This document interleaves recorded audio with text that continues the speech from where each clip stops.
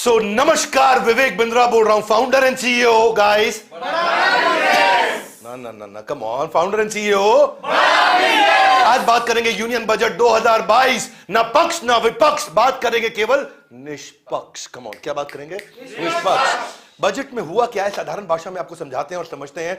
Where are we right now, आज हम कहां हैं, हमारे को जाना कहां है। शुरू करते हैं, समझते हैं। पहले ईज ऑफ डूइंग बिजनेस के अंदर हमारी रैंक 190 देशों में 63वीं रैंक है हमारी। This is a good number, ये एक अच्छा नंबर है, क्योंकि ये पिछले कुछ सालों में लगातार इंप्रूव भी हुआ है। एकदम लाइव चलने वाला हूं आपके साथ में, 1 घंटे से ऊपर लगातार बात करने वाला हूं। ईज ऑफ स्टार्टिंग बिजनेस के अंदर 136वीं रैंक, ये क्रॉस है। ये मेरे लिए बहुत बड़ा क्रॉस है। मुझे इससे बहुत तकलीफ है, क्योंकि हमारे देश के अंदर बिजनेस स्टार्ट करना आज भी बहुत दिक्कत आ रही है। सिंगल विंडो क्लियरेंस मैकेनिज्म नहीं है बिजनेस का, और उसके कारण आज, अब मैं ये बात कई बार कर चुका हूं कि 45 डॉक्यूमेंट चाहिए आपको आज रेस्टोरेंट खोलने के लिए, और उसमें से एक डॉक्यूमेंट में 26 लाइसेंस लग जाता है। एक डॉक्यूमेंट में 26 लाइसेंस, पता नहीं कितना लाइसेंस चाहिए। अगर आपको बंदूक चाहिए तो केवल 19 डॉक्यूमेंट। इसका मतलब हमारे देश के अंदर बंदूक खरीदना आसान है, बिजनेस शुरू करना मुश्किल है। एकदम मेरे साथ रहिए सब लोग, सबको बता रहा हूं मैं वो वीडियो देने वाला हूं, इससे बढ़िया वीडियो इस देश के अंदर किसी ने आपको नहीं दिया होगा। पेइंग टैक्सेस के मामले में हम लोग 115 नंबर पे, यानी कि आज भी हमारे देश में लोग टैक्स पे नहीं कर रहे हैं। क्यों करेंगे? कमा नहीं पा रहे हैं ना भैया, कैसे करेंगे? एनफोर्सिंग कॉन्ट्रैक्ट सबसे बुरी चीज है। ये मतलब ये जो 2 आदमी आपस में सारा दिन झगड़ा करते हैं, इसका मतलब जो बायर और सेलर है, इनके बीच में कॉन्ट्रैक्ट बनता है, पूरा नहीं होता। सप्लाई करनी थी 3 तारीख को, करता है 30 तारीख को। पेमेंट आनी थी 3 तारीख को, आती है 3 महीने के बाद 3 तारीख को। इसका मतलब क्या है? यहां पे हम लोग 163वीं रैंक पे हैं 190 देशों में। यहां हमारा हाल बहुत बुरा है, क्योंकि इस समय हम लोग इन काफी अच्छे देशों से भी बहुत पीछे चल रहे हैं। इंडिया बहुत कमजोर है इनमें इस समय। सस्टेनेबल डेवलपमेंट गोल की बात करें, अगर मैं आपसे बात करूंगा यूएनडीपी की, वो कहता है कि भाई poverty, hunger, quality education, climate, good health, life below water, इन सब पे कुछ काम होना चाहिए था। और ये सब मैं क्विकली आपके सामने चला रहा हूं। इन सब पे कुछ काम होना चाहिए था। एक बजट ही हमारा कैसा रहा, इन पे काम हुआ कि नहीं हुआ, कैसा रहा? फिस्कल डेफिसिट हमारा कैसा रहा? फिस्कल डेफिसिट होता क्या है? हाथ आगे लाइए भैया, हाथ आगे लाइए। आमदनी, खर्चा। हमारे देश में कुछ होती है आमदनी संजय सर, और कुछ होता है खर्चा। आमदनी और खर्चे में मुझे जरा बता देना भैया, कोई गलती करूं सब मेरे को साथ में रहना। मैं स्पीड से चल रहा हूं, बहुत तेज, मेरा वर्ड पर मिनट बहुत तेज। यानी कि हमारे देश के अंदर आज हम लोग पिछले साल बहुत थोड़े खराब हालत में थे, हम उसके बाद इस साल थोड़ा बेटर हुए, और अगले साल और बेटर होने की संभावना है। डिनोमिनेटर क्योंकि खराब था तो इसलिए भी चांसेस है। कोविड के बाद हालत थोड़ी खराब थी। यानी कि देश में अगर हमने 100 रुपए का हमारी इनकम है, हमारा खर्चा है 109 रुपए का हुआ है। अब इसमें देखें 100 रुपए की इनकम है तो खर्चा 106 रुपए 49 पैसे का हुआ है। यानी कि हमारा इतना खर्चा फालतू हुआ है, जिसके कारण हमारे को कर्जा लेना पड़ता है। इसको बोलते हैं फिस्कल डेफिसिट। इससे साधारण कोई समझा पाएगा क्या भैया? कितना देश कमा रहा है और कितना देश खर्च कर रहा है। जैसे कंपनी चलती है वैसे देश चलता है। फाइनेंस मिनिस्टर हमारे देश की सीईओ की तरह काम करती है, वैसे सीएफओ बोलेंगे, ग्रुप सीएफओ हमारे देश की, क्योंकि सीईओ तो प्राइम मिनिस्टर होता है। अब ये देश, ये मुझे लग रहा था कि बजट पॉलिटिकल बजट होगा, क्योंकि उत्तर प्रदेश, उत्तराखंड, गोवा, मणिपुर और उसके अलावा पंजाब, खास तौर से मुझे इन 2 की ज्यादा तकलीफ थी, एक यूपी की और एक पंजाब की। इसके चक्कर में मैं सोच रहा था कि एक पॉपुलिस्ट बजट आएगा, परंतु ऐसा हुआ नहीं। ये बजट आम आदमी का फिर से दोबारा से नहीं था। लास्ट ईयर भी ऐसा था कि आम आदमी का बजट नहीं था, इस बार भी आम आदमी का बजट नहीं है, क्योंकि ये देश का बजट बनाया है इन्होंने। इसमें बहुत सारी कमियां हैं, बहुत सारी अच्छाइयां हैं, सारी खुल के बोलेंगे, डरेंगे किसी से भी नहीं। कि आप मेरे साथ हैं? Loudly yes no, come on yes no, साथ में रहिएगा भैया, गेम चेंज करने वाले हम लोग। पोस्ट कोविड जो दूसरी वेव आई थी, उसमें बहुत प्रेशर था हमारे पास इकोनॉमिक रिकवरी का। इन्होंने इकोनॉमिक रिकवरी पे काफी काम किया है। इसलिए बात करेंगे, हेल्थ केयर रिफॉर्म पे भी काम किया है। आनंद महिंद्रा, उनका कहना है ब्रेविटी। ब्रेविटी का मतलब क्लैरिटी, साधारण भाषा में बताता हूं। वो कहते हैं क्लैरिटी इनकी वर्च्यू रही है। निर्मला सीतारमण, ये छोटा सा एड्रेस मेरे लिए बड़ा इंपैक्टफुल रहा है। आनंद महिंद्रा का ब्लू टिक बोलूंगा। यहां पे 2 कलर दिए हैं आपको, एक नेवी ब्लू कलर है और एक रेड कलर आएगा। रेड मतलब जिसने खिलाफ बोला है। दोनों की बात करेंगे, कोई ना पक्ष ना विपक्ष। हर्ष गोयनका, इनके लिए बहुत अच्छा रहा है। ये कहते हैं कि जी पूरा दवाई के हिसाब से इन्होंने बता दिया, डोलो दे दिया इन्होंने, डोलो बुखार की दवाई, इंफ्रास्ट्रक्चर, बूस्टर, हाउसिंग, और सैनिटाइज कर दिया एमएसएमई को, सोशल डिस्टेंस कर दिया, रेलिंग टैक्सेस को, है जी। और इन्होंने जो है पीएम गति शक्ति पे काम किया। गति शक्ति समझा दूंगा आपको क्या होता है।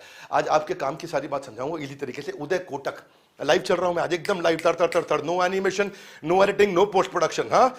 एकदम आपके सामने पूरी तैयारी के साथ आया। उतना पीपीटी बना के इतनी स्पीड पे कौन लेके आता है भैया, इतनी बढ़िया। उदय कोटक भी काफी खुश रहे। वो कहते हैं कि भैया यहाँ पे गवर्नेंस पे काम किया है, टैक्स पेयर, एंटरप्रेन्योर, इन्वेस्टर सब जो भी है, मतलब उदय कोटक को अच्छा लगा। लेकिन भाई कुछ लोग बुरा भी मान गए।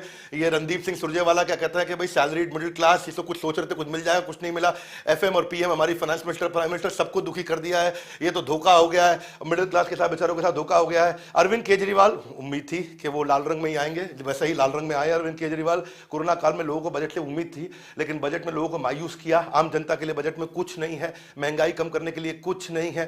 तो ये विपक्ष ने ऐसा कहना था, तो इसलिए मैं उनको भी कवर कर रहा हूं यहां पे। राहुल गांधी ने भी ऐसा बोला, zero sum budget, salary class, middle class, poor, deprived, youth, farmer, MSME, सबके लिए कुछ नहीं दिया इन्होंने। ये राहुल गांधी साहब का कहना है। सुहेल सेठ, ये नॉर्मली कई बार प्रो बोलते हैं, इन्होंने भी इस बार काफी क्लियरली अगेंस्ट बोला है। सुहेल सेठ ने भी साफ कह दिया है कि हॉस्पिटैलिटी सेक्टर से इनको उम्मीद थी। ये हॉस्पिटैलिटी सेक्टर के बारे में क्यों बात कर रहे थे, टूरिज्म की, मुझे मालूम नहीं, लेकिन उन्होंने बात किया और उन्होंने कहा कि incredibly sad for incredible India. ये बहुत दुखी रहे इस बजट से।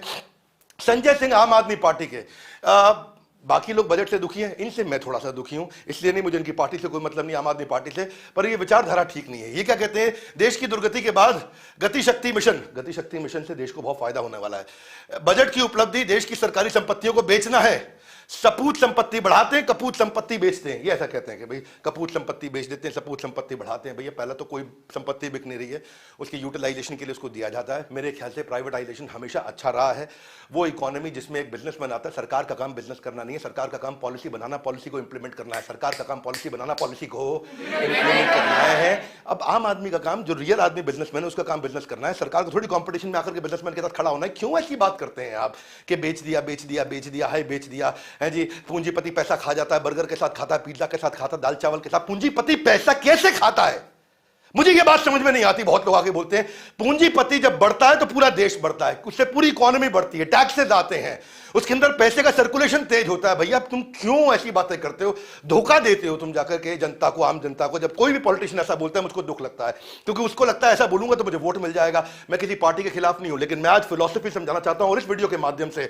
अगर मुझे बात गलत लगेगी तो गलत बोलूंगा, सही लगेगी तो सही बोलूंगा, पार्टी कोई सी भी हो, क्योंकि मेरा मुद्दा क्या, ना पक्ष ना बात करेंगे, निष्पक्ष। कौन क्या, निष्पक्ष बात करेंगे। बिल्कुल टीम हमारे साथ में खड़ी है, इस टीम का भी धन्यवाद करेंगे एक बार, टीम के लिए जोरदार तालियां, जिन्होंने लोग साथ में मिलकर के। तो भाई तीन बातें हैं आपको, एक कंजम्पशन, दूसरा कंजम्पशन, तीसरा कंजम्पशन। इकोनॉमी तभी ग्रो करती है जब कंजम्पशन बढ़ता है। और निर्मला सीतारमण ने थोड़ा इस समय करेज दिखाया, क्योंकि उनको इस समय बुराई भी झेलनी पड़ रही है, क्योंकि उन्होंने टैक्स में कटौती बेनिफिट नहीं दिया, बहुत चीजों के बेनिफिट आम आदमी को तुरंत वाले होते नहीं दिए। दो प्रकार का बिजनेस भैया, मछली खिला देते हैं आपको, खाएंगे मछली, आप मछली खा लीजिए आप, और एक है मछली पकड़ना सीख लीजिए। क्या है, मछली एक है भाई, मछली खिलाते हैं, आपका पेट भर गया, मछली खत्म हो गई, खत्म। अब अगली बार मछली फिर लेके आओ, उसके बाद अगली बार मछली, फिर अगली बार मछली। तो दोनों चीजें जरूरी हैं। आज मैं भूखा हूं, मुझे तुम मछली पकड़ना सिखा रहे हो, और भाई कब तक मछली देते रहोगे, पकड़ना भी सिखा दो। दोनों चीजें चाहिए आपको, दोनों चाहिए हैं। तो यहां पे आज मछली खिलाने के मामले में निर्मला सीतारमण थोड़ा फेल हुई हैं, लेकिन लंबे समय में मछली पकड़ना सिखाने के मामले में सक्सेसफुल हुई हैं। दोनों बातें, इन दोनों पहलुओं को आराम से समझते हैं। जब तक भैया पर्सनल डिस्पोजेबल इनकम इसको बोलते हैं कि आदमी के पास खर्च करने के लिए पैसा आना चाहिए, वो इस बजट ने नहीं दिया है। क्लियरली ये बात समझ में आती है कि आज इसका फायदा नहीं है। पूंजीपति पैसा खाता नहीं है, पूंजीपति कमाता है। ये टाटा ग्रुप है, 150 साल से चल रहा है भैया। पूंजीपति ये कौन है, पूंजीपति और कौन है भैया? ये आज 100 से ज्यादा कंपनी चला रहे हैं, 100 से ज्यादा देशों के अंदर। और ये जो 100 कंपनियां, उनमें से 28 पब्लिक लिस्टेड कंपनीज हैं, और टीसीएस अकेली 3 गुना ज्यादा बड़ी है इस समय, या काफी ज्यादा बड़ी है पूरे के पूरे पाकिस्तान स्टॉक एक्सचेंज के मुकाबले। हमारी एक कंपनी पूरी, कमाल है भाई, कमाल है, समझ में आ रही है भाई, कमाल है। एक टीसीएस पूरे पाकिस्तान स्टॉक एक्सचेंज में उतना दम नहीं जो हमारी एक टीसीएस में है। गर्व है हमारे को पूंजीपतियों पे। आपका मेरे को समझ में नहीं आता भैया, कुछ लोगों की दिक्कत पता क्या है, इलॉन मस्क ने ये कहा, जेफ बेजोस ने ये कहा, बिल गेट्स ने ये कहा, हमारे यहाँ का अंबानी टाटा कुछ कहेगा तो तुम कहते नहीं उसको, हमारे यहाँ अडानी कुछ बोलेगा तुमको लगता है चोर है। भाई कैसे डिसाइड करते हो चोर है? अभी रुको, अपने देश के बिजनेसमैन की भी तारीफ करनी चाहिए, क्योंकि उतनी नौकरियां दे रहा है। ये दुनिया की 7वीं सबसे बड़ी कंपनी है भैया टाटा ग्रुप, 7.25 लोगों को नौकरी दे रही है। 67% ग्रुप का रेवेन्यू इंटरनेशनल आ रहा है, विदेशों से पैसा इंडिया में आ रहा है। हाईएस्ट मार्केट कैप है बिजनेस हाउसेज में इंडिया में। आज देश का 4% कंट्रीब्यूट केवल टाटा ग्रुप कर रहा है। तो ऐसे पूंजीपति चाहिए कि नहीं चाहिए? Yes no? तो पहले ये मुद्दे को समझ जाओ। 2.5% टैक्स जो है ना इंडिया का 50,000 करोड़ रुपया, पूरा आसाम, हिमाचल, उड़ीसा, गोवा जितना टैक्स ये इकट्ठा कर रहा है उतना अकेला टाटा ग्रुप टैक्स दे रहा है। इस बजट को समझने के लिए ये फंडामेंटल समझने जरूरी है। हाईलाइट क्या है बजट के समझ लो। इंडिया की इकोनॉमिक ग्रोथ 8 से 8.5% 2022-23 में एक्सपेक्टेड है वर्सेस 9.2% इन करंट फाइनेंशियल ईयर। ठीक बात है कि नहीं? आगे समझो। कैपिटल एक्सपेंडिचर 35% 7.5 लाख करोड़ का 2022-23 का प्लान किया गया। 2023 में एक्सपेंडिचर जो है 40 लाख करोड़ के आसपास रहने वाला है। क्या मेरी बात समझ आ रही है? हाथ आगे लाइए। क्या होता है वो? थोड़ा और समझाओ। अभी समझाते हैं। देखो समझो मेरे साथ में।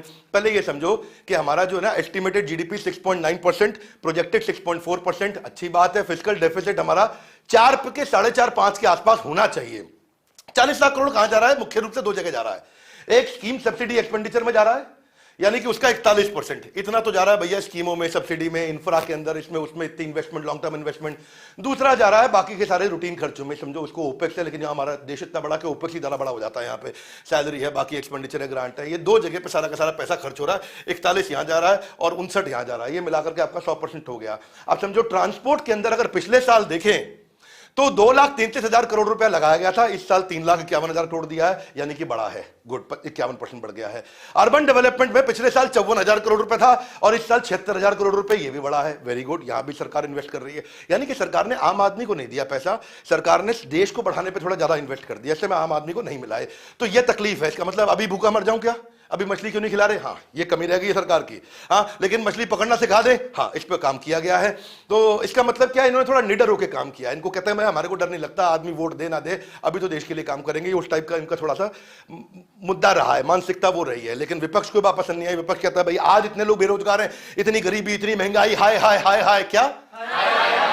ये भी ठीक है जी, बात बिल्कुल ठीक है। उनकी विपक्ष की बात ठीक है। मैं विपक्ष की बात को बिल्कुल नहीं नाकार रहा हूं, क्योंकि वो ठीक मुद्दे उठा रहे हैं। लेकिन अब अगर हम देखते हैं एग्रीकल्चर में 1,48,000 करोड़ रुपया, उसको बढ़ा के 1,51 किया। तो एग्रीकल्चर पे, किसानी पे बहुत ज्यादा पैसा नहीं बढ़ाया, जो कि मुझे लग रहा था कि पंजाब, जहां पे कितने किसान हैं, उत्तर प्रदेश, इलेक्शन आ रहा है, 5 राज्य, जोर से बोलो, 5 राज्य, हर आदमी कर रहा था। 5 राज्य के चक्कर में सरकार पैसा लुटा देगी, नहीं लुटाया उन्होंने। किसानों के लिए जो लग रहा था कि बहुत ज्यादा अमाउंट बढ़ेगा, वो अमाउंट नहीं बढ़ाया। तो उसका मतलब क्या? बढ़ाया भी तो कितना? केवल 2% बढ़ाया।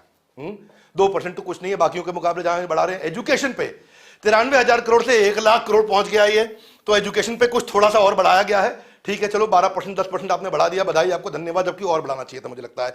हेल्थ पे 74,000 करोड़ से 86,000 करोड़ बढ़ाया है। इसमें 16% बढ़ा दिया गया है। यहाँ पे अच्छा आपको नंबर देना चाहते हैं सरकार को। रूरल डेवलपमेंट में 1,94,000 करोड़ से आपने 2,06,000 करोड़ पे लेके गए हो। यहाँ भी थोड़ा आपने बढ़ाया, 6% चलेगा, ठीक है, हमारे को खुशी है। फर्टिलाइजर सब्सिडी या 80,000 करोड़ रुपए सरकार जो किसानों को सब्सिडी देती है फर्टिलाइजर के लिए, उसको 1,05,000 करोड़ किया। तो उसमें थोड़ा बढ़ाया, अच्छे से 32% बढ़ा दिया है। यानी कि फर्टिलाइजर पे सब्सिडी दी है। फर्टिलाइजर पे सब्सिडी कौन लेता है? जो आदमी ट्रेनिंग कर रहा है, मेरे को मिलती है सब्सिडी ताकि मैं फर्टिलाइजर खरीद लूं। Yes no? वो किसान को मिलती है। बात ठीक समझ में आ रही है? मैं क्वेश्चन करता रहूंगा आपसे। फूड सब्सिडी खाने पे, इसमें नहीं बढ़ाया है, इसमें उल्टा माइनस किया गया फूड सब्सिडी के अंदर। थोड़ा बजट और इकोनॉमी को समझते हैं, क्या क्या बताए गए हैं। मेरे हिसाब से पहले गोल समझ लो। मेरे हिसाब से इन्वेस्टमेंट और रिफॉर्म पे काम होना चाहिए था, पर जब भी आप इन्वेस्टमेंट और रिफॉर्म पे काम करते हो तो आपका खर्चा बढ़ता है। लाउडली क्या बढ़ता है? और अगर आमदनी तुरंत नहीं आई और खर्चा बढ़ गया, फिस्कल डेफिसिट, थोड़ी देर पहले बताया था मैंने आपको।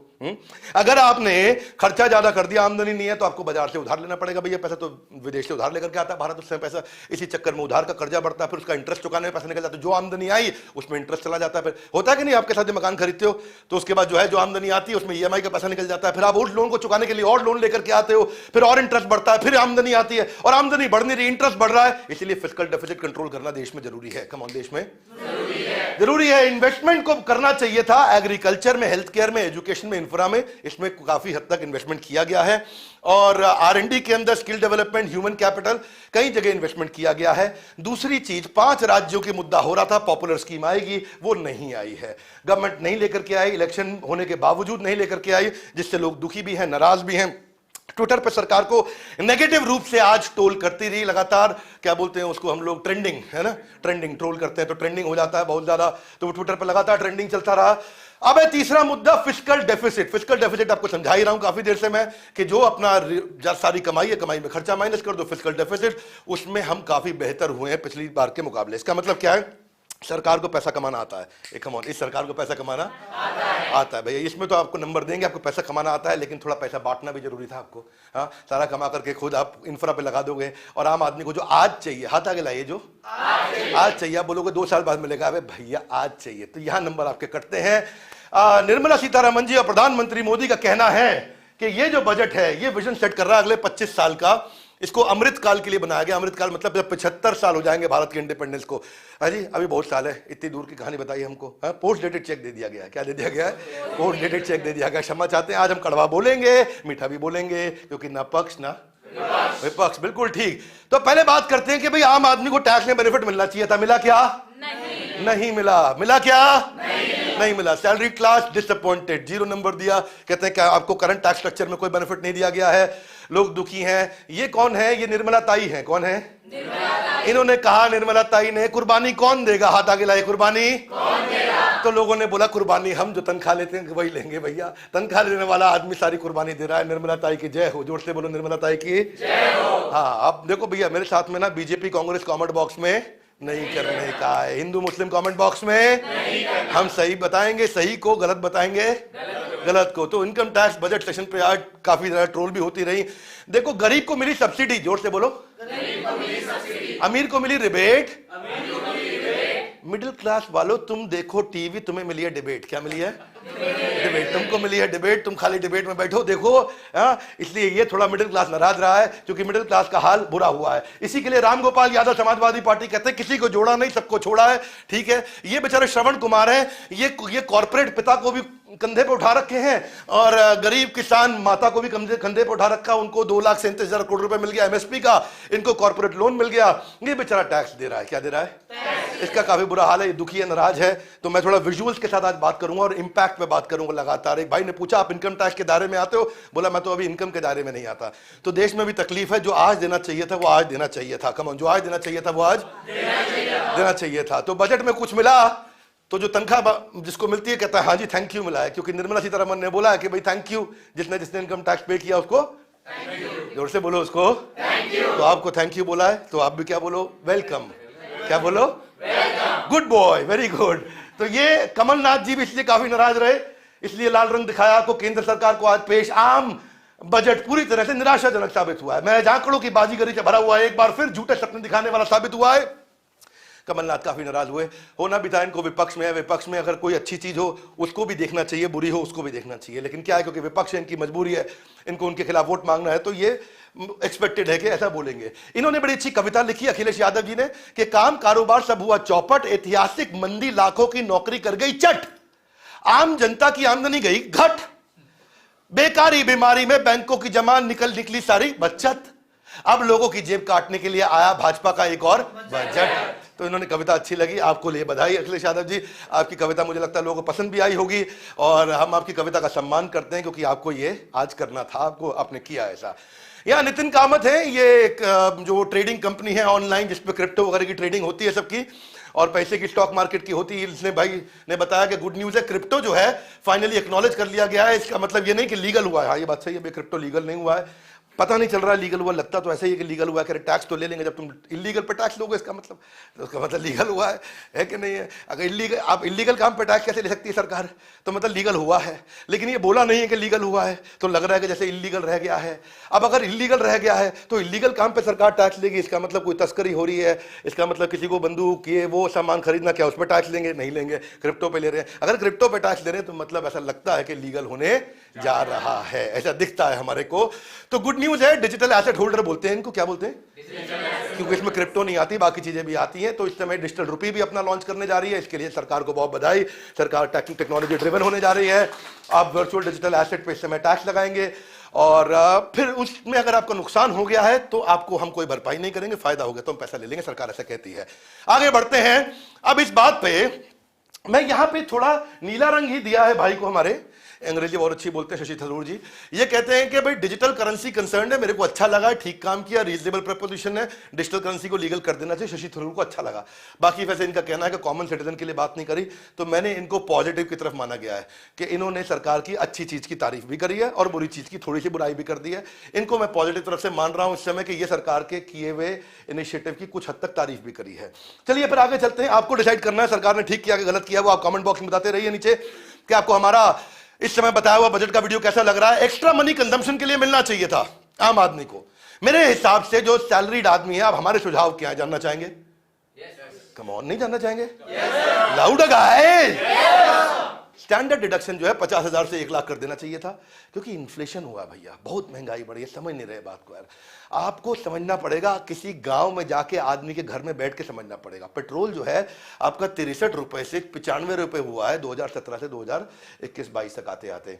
आज आप देखो डीजल भैया आप 53 रुपए से 86 रुपए हुआ है, महंगाई हुई है। अगर आप टैक्स नहीं बेनिफिट नहीं दोगे, महंगाई कभी मारोगे, जीएसटी की भी थप्पड़ पड़ेगा, आदमी जाएगा कहाँ? तो उसको तकलीफ होगी। मस्टर्ड ऑयल ये बेचारा 75 रुपए से 150 रुपया हो गया, डबल हो गया दाम। आदमी खाना ना बनाए कि आपको लगता है कि भाई हम आगे चल के तो ये एरिया में सरकार सफल नहीं रह पाई, इसलिए लोग नाराज भी हैं। पर फिर भी इसका अगर दूसरा हिस्सा देखें तो सरकार ने काफी करेज लिया, हिम्मत उठाया। मेरा ऐसा मानना चाहिए टैक्स फ्री स्लैब का 2.5 लाख पे पिछले कई सालों से बात हो रही थी, बढ़ा दो क्या बढ़ा दो, तो जो है वो 2.5 लाख से 5 लाख हो जाना चाहिए था। कम से कम 4 करते, 3.5 करते, नहीं बढ़ाया, इन्होंने उसको छोड़ दिया। 2 हिस्से होते हैं भैया, एक होता है गरीबी में भागीदारी और एक होता है ग्रोथ में भागीदारी। मेरे को ऐसा लगता है कि निर्मला सीतारमण जी को ग्रोथ में भागीदारी पर काम करना चाहिए। कुछ हद तक किया भी है उन्होंने, क्योंकि उन्होंने देश की दूसरी ग्रोथ, मछली मारना सिखाने वाली ग्रोथ, इंफ्रास्ट्रक्चर वाली ग्रोथ अच्छी करी है। लेकिन आज जो बेचारा गरीब है उसको तो आज चाहिए था, वो नहीं मिला है। तो आगे बढ़ते हैं, इसको समझते चलते हैं हमारे साथ में कि इसका माइक्रो इंपैक्ट क्या है। कि आज अगर आप दे देते पैसा, टैक्स से बेनिफिट दे देते, कंजम्पशन को सपोर्ट करता, देश में पैसा ज्यादा घूमता, देश में पैसा अच्छे से घूमता, तो एम्प्लॉयमेंट बढ़ती, एसएमई सेक्टर ग्रो करता। अगला मुझे लगता है कि आपको इंसेंटिव देना चाहिए था इक्विटी मार्केट में इन्वेस्ट करने के लिए, क्योंकि लॉन्ग टर्म कैपिटल गेन का जो टैक्स है वो 10% है इस समय, और ये पहले 0 हुआ करता था। सरकार अगर इसको 0 कर देती तो और इन्वेस्टर आता। मुझे लगता है कि निफ्टी में जिसने इन्वेस्ट किया था आज से कई साल पहले 1996 में, वो 11% की ग्रोथ के साथ 10,000 रुपए लगा के 1,37,000 कमाया, लेकिन एफडी में 10,000 रुपए लगा के खाली 45,000 रुपए कमाया आज तक। यानी कि अगर निफ्टी में वो इन्वेस्ट करता तो अच्छा ग्रो कर जाता। तो आपको ये इंस्पायर करना चाहिए देश को कि लोग अपने पैसे को सेव करके इन्वेस्ट करें, ना केवल सेव ना करें, क्या करें? इन्वेस्ट करें। इसमें लोगों की वेल्थ क्रिएट होती है, उनके बच्चों की शादी, उनका एजुकेशन, उनको मकान खरीदना, रिटायरमेंट, वो सब कर पाते हैं। मैक्रो इंपैक्ट इसका बहुत बड़ा है। फॉरेन कैपिटल पे आपको डिपेंड नहीं होना पड़ता। आज हमारे देशवासी अगर पैसा इन्वेस्ट करें अपना, तो आपको फॉरेन कैपिटल पे नहीं डिपेंड होना पड़ेगा। एफडीआई एफआईआई आया और वापस लेके चला गया तो अचानक मार्केट गिर गई, एफडीआई आया तो मार्केट उठ गई, वो सब की वॉलेटिलिटी नहीं है। और आईपीओ लेके आने वाले लोगों को भी फायदा होता है इससे। इंसेंटिव अगर आप दे रहे थे मकान खरीदने में, जो कि आपने नहीं दिया, ठीक बात है कि नहीं? आपने मकान खरीदने के लिए इंसेंटिव नहीं दिया। आज 2 लाख रुपए की इंटरेस्ट की सब्सिडी है, उसको 5 लाख कर देते तो लोग कितना कहते, अरे वाह, जोर से बोलो अरे वाह, है ना? आज अगर आप स्टैंप ड्यूटी को कम कर देते, आप 7% से 2% कर देते, कितना फर्क पड़ता? मैं आपको बता रहा हूं, आपको लगता है फर्क नहीं पड़ता? नहीं भैया पड़ता, क्योंकि महाराष्ट्र सरकार ने कुछ महीनों के लिए किया था 2020 में। 55% लोगों ने उतने दिनों के अंदर फट 53% लोगों ने रजिस्ट्री करा दी। ऐसा भाग के लोग रजिस्ट्री करने गए, ऐसा लगा जैसे मकान खत्म होने वाला है देश के अंदर। ऐसा लगा कि मतलब जो आखिरी मकान बचा ले लो भैया, क्या ले लो एकदम, जो मिला सब लपक के मकान खरीदा। क्यों? रजिस्ट्री का पैसा कम हो गया। आपने 7% से 2% किया, महाराष्ट्र सरकार ने बाद में फिर बढ़ा दिया उसको, वो एक अलग बात है। परंतु असर आता है, लोग मकान खरीदते, फटाफट से फर्क पड़ता है इससे। और अगर देखो मकान खरीदते तो होता क्या, हाथ आगे लाइए, हमें क्या मिलेगा? निर्मला ताई पूछ सकती हैं कि भैया हमें क्या मिलेगा? आपको बहुत कुछ मिलता, क्या बात कर दी आपने? आपको ये नहीं कि इंटरेस्ट कम मिलता, टैक्स कम मिलता, आप तो बहुत कमा जाते। पहले तो देखो आम आदमी को मकान मिलता है ना, उसकी ट्रांजैक्शन कॉस्ट कम होती और वो इंटरेस्ट से पैसा बचाता। दूसरी चीज, रियल एस्टेट आगे बढ़ जाता भैया। ये रियल एस्टेट वाला वो अनाथ बच्चा है जिसकी तो कोई चिंता नहीं करता है।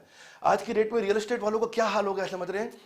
पहले आप समझ लें कि एग्रीकल्चर के बाद हमारे देश में दूसरा सबसे बड़ा एम्प्लॉयर रियल एस्टेट है। 1.5 करोड़ लोगों को तनख्वाह दी जा रही है यहां पे, और रियल एस्टेट वालों पे पैसा आता, अगर एम्प्लॉयमेंट बढ़ती, स्टील वाले कमाते, सीमेंट वाले कमाते, टाइल वाले कमाते, रियल एस्टेट वाले कमाते, प्लम्बर भी आता, मेसन भी आता, कारीगर भी आता, हर आदमी आता, कारपेंटर भी आके लकड़ी ठोक के अलमारी बना के जाता। अलमारी नहीं बनाओगे मकान में? बनाएंगे फिर तो आपका अलमारी भी बनती मकान के अंदर, तो सब काम होता। लेकिन आपने क्या है, इसके ऊपर काम नहीं किया, रियल एस्टेट के ऊपर, तो वहां से दिक्कत। आगे चलते हैं। Financial inclusion, banking, investment, insurance को एक्सेसिबल करे। जन धन योजना की तरह जन निवेश योजना भी लाई जा सकती है। जन रेडिकल थॉट है भाई साहब, मैं अपने थॉट भी दुख रखूंगा, क्योंकि मैं एक हमारे देश का स्वतंत्र नागरिक और अपने अधिकार रखना चाहता हूं, अपने अधिकार के साथ अपने विचार रखना चाहता हूं और देश में बताना चाहता हूं क्या किया जा सकता है। मेरी बात को ध्यान से सुने आप। अगर पीपीएफ, पोस्ट ऑफिस या गवर्नमेंट स्कीम इक्विटी के अंदर, प्राइवेट नहीं बोल रहा हूं, उसमें अगर आप बोले कि भाई तुम जितना कमाते हो महीने का 5% कंपलसरी तुमको इन्वेस्ट करना पड़ेगा। एक तो बेचारा जो कमा रहा है उसका पैसा कुछ सेव होएगा, इन्वेस्ट होएगा। दूसरा भैया सरकार को कितना फायदा हो जाता है। दूसरा मैं मानता हूं कि इंश्योरेंस जबरदस्ती करा दो। हाथ आगे लाई, वो कैसे? 75 करोड़ लोगों के पास मोबाइल का कनेक्शन है। अगर उनसे आप बोलो मोबाइल यूज करना है तो तुमको महीने का 50 रुपया देना पड़ेगा। कितना रुपया? 50 रुपया। महीने का 100 रुपया देना पड़ेगा। और अगर तभी तुम मोबाइल यूज कर पाओगे, वो दोगे तो उससे तुम्हारी इंश्योरेंस हो जाएगी। 75 करोड़ लोगों का इंश्योरेंस आज हो सकता है इस देश में। क्या मेरी बात समझ आ रही है? Yes no? रेडिकल थॉट्स हैं ये, गेम चेंजिंग थॉट्स हैं ये। अगर 75 करोड़ लोगों का इंश्योरेंस हो गया तो भाई साहब एक बीमारी में जो पूरा का पूरा मकान बिक जाता है आज, बच सकता है। बहुत बड़ा फर्क पड़ सकता है। 50 रुपया 100 रुपया मोबाइल कनेक्शन वाला आराम से दे सकता है। आज मैक्रो इंपैक्ट इसका ऐसा होता कि लॉन्ग टर्म फंड सरकार को मिल जाता है इंफ्रास्ट्रक्चर, हेल्थ केयर में इन्वेस्ट करने के लिए, क्योंकि इतना पैसा सरकार के पास आता। तो मेरा ऐसा मानना है गरीबी में भागीदारी नहीं, ग्रोथ में भागीदारी। ये बेचारा आदमी हमारे साथ बैठा है, अगर ये कमा के आगे बढ़ेगा तो अब इससे टैक्स लो, क्या ये मना करेगा? मना करेगा? ये कहेगा बिल्कुल लो, लेकिन पहले कमाने के लिए मेरी मदद करो, थोड़ा मुझे पहले बचाने में मदद करो। अब प्रधानमंत्री साहब हमारे बड़ी अच्छी स्टेटमेंट दी है कि स्टार्टअप ऑफ इंडिया जो आज है वो एमएनसी ऑफ टुमारो है। क्या है? MNC of tomorrow. जो आज स्टार्टअप है वो कल मल्टीनेशनल कॉर्पोरेशन बनेगा। बिल्कुल आपको बधाई, आपने बिल्कुल ठीक बात कही। लेकिन मेरी आपसे एक प्रश्न है श्री प्रधानमंत्री मोदी जी, कि आपने स्टार्टअप पे उतना काम किया क्यों नहीं जितना काम स्टार्टअप में अपने आप स्वतः हमारे देश के करेजियस एंटरप्रेन्योर्स ने करके दिखाया है। तीसरा लार्जेस्ट दुनिया का इकोसिस्टम बन गया। क्या मेरी बात समझ आ रही है? 60,000 स्टार्टअप हमारे यहां। और मेरी बात सुनिए, $42 बिलियन हमारे यहां पे रेज हुआ गया। $11.5 बिलियन इस साल, 42 पिछले साल। अपने आप नंबर जो है ना ट्रिपल के आसपास होता चला जा रहा है। इतना पैसा स्टार्टअप हमारे यहां रेज कर रहे हैं, ये बिल्कुल फर्क आ चुका है। इसीलिए इस पर ज्यादा ध्यान दिया जाना चाहिए था। 46 यूनिकॉर्न हमारे यहां एक साल में आई है। जितनी 10 साल में आई उतनी एक साल में आई। एक बार और, जितनी 10 साल में आई उतनी स्टार्टअप से कमाल किया। एक बार हमारे देश के सारे स्टार्टअप के लिए जोरदार ताली बजनी चाहिए भाई लोग। ये हमारे देश के स्टार्टअप्स हैं, आपके लिए ताली। और आप भी बोलिए वेलकम नीचे कमेंट बॉक्स में। आगे चलते हैं। 90 यूनिकॉर्न हो गए। थर्ड लार्जेस्ट सिस्टम है, इकोसिस्टम है पूरी दुनिया के अंदर। केवल अमेरिका और चाइना रह गया है।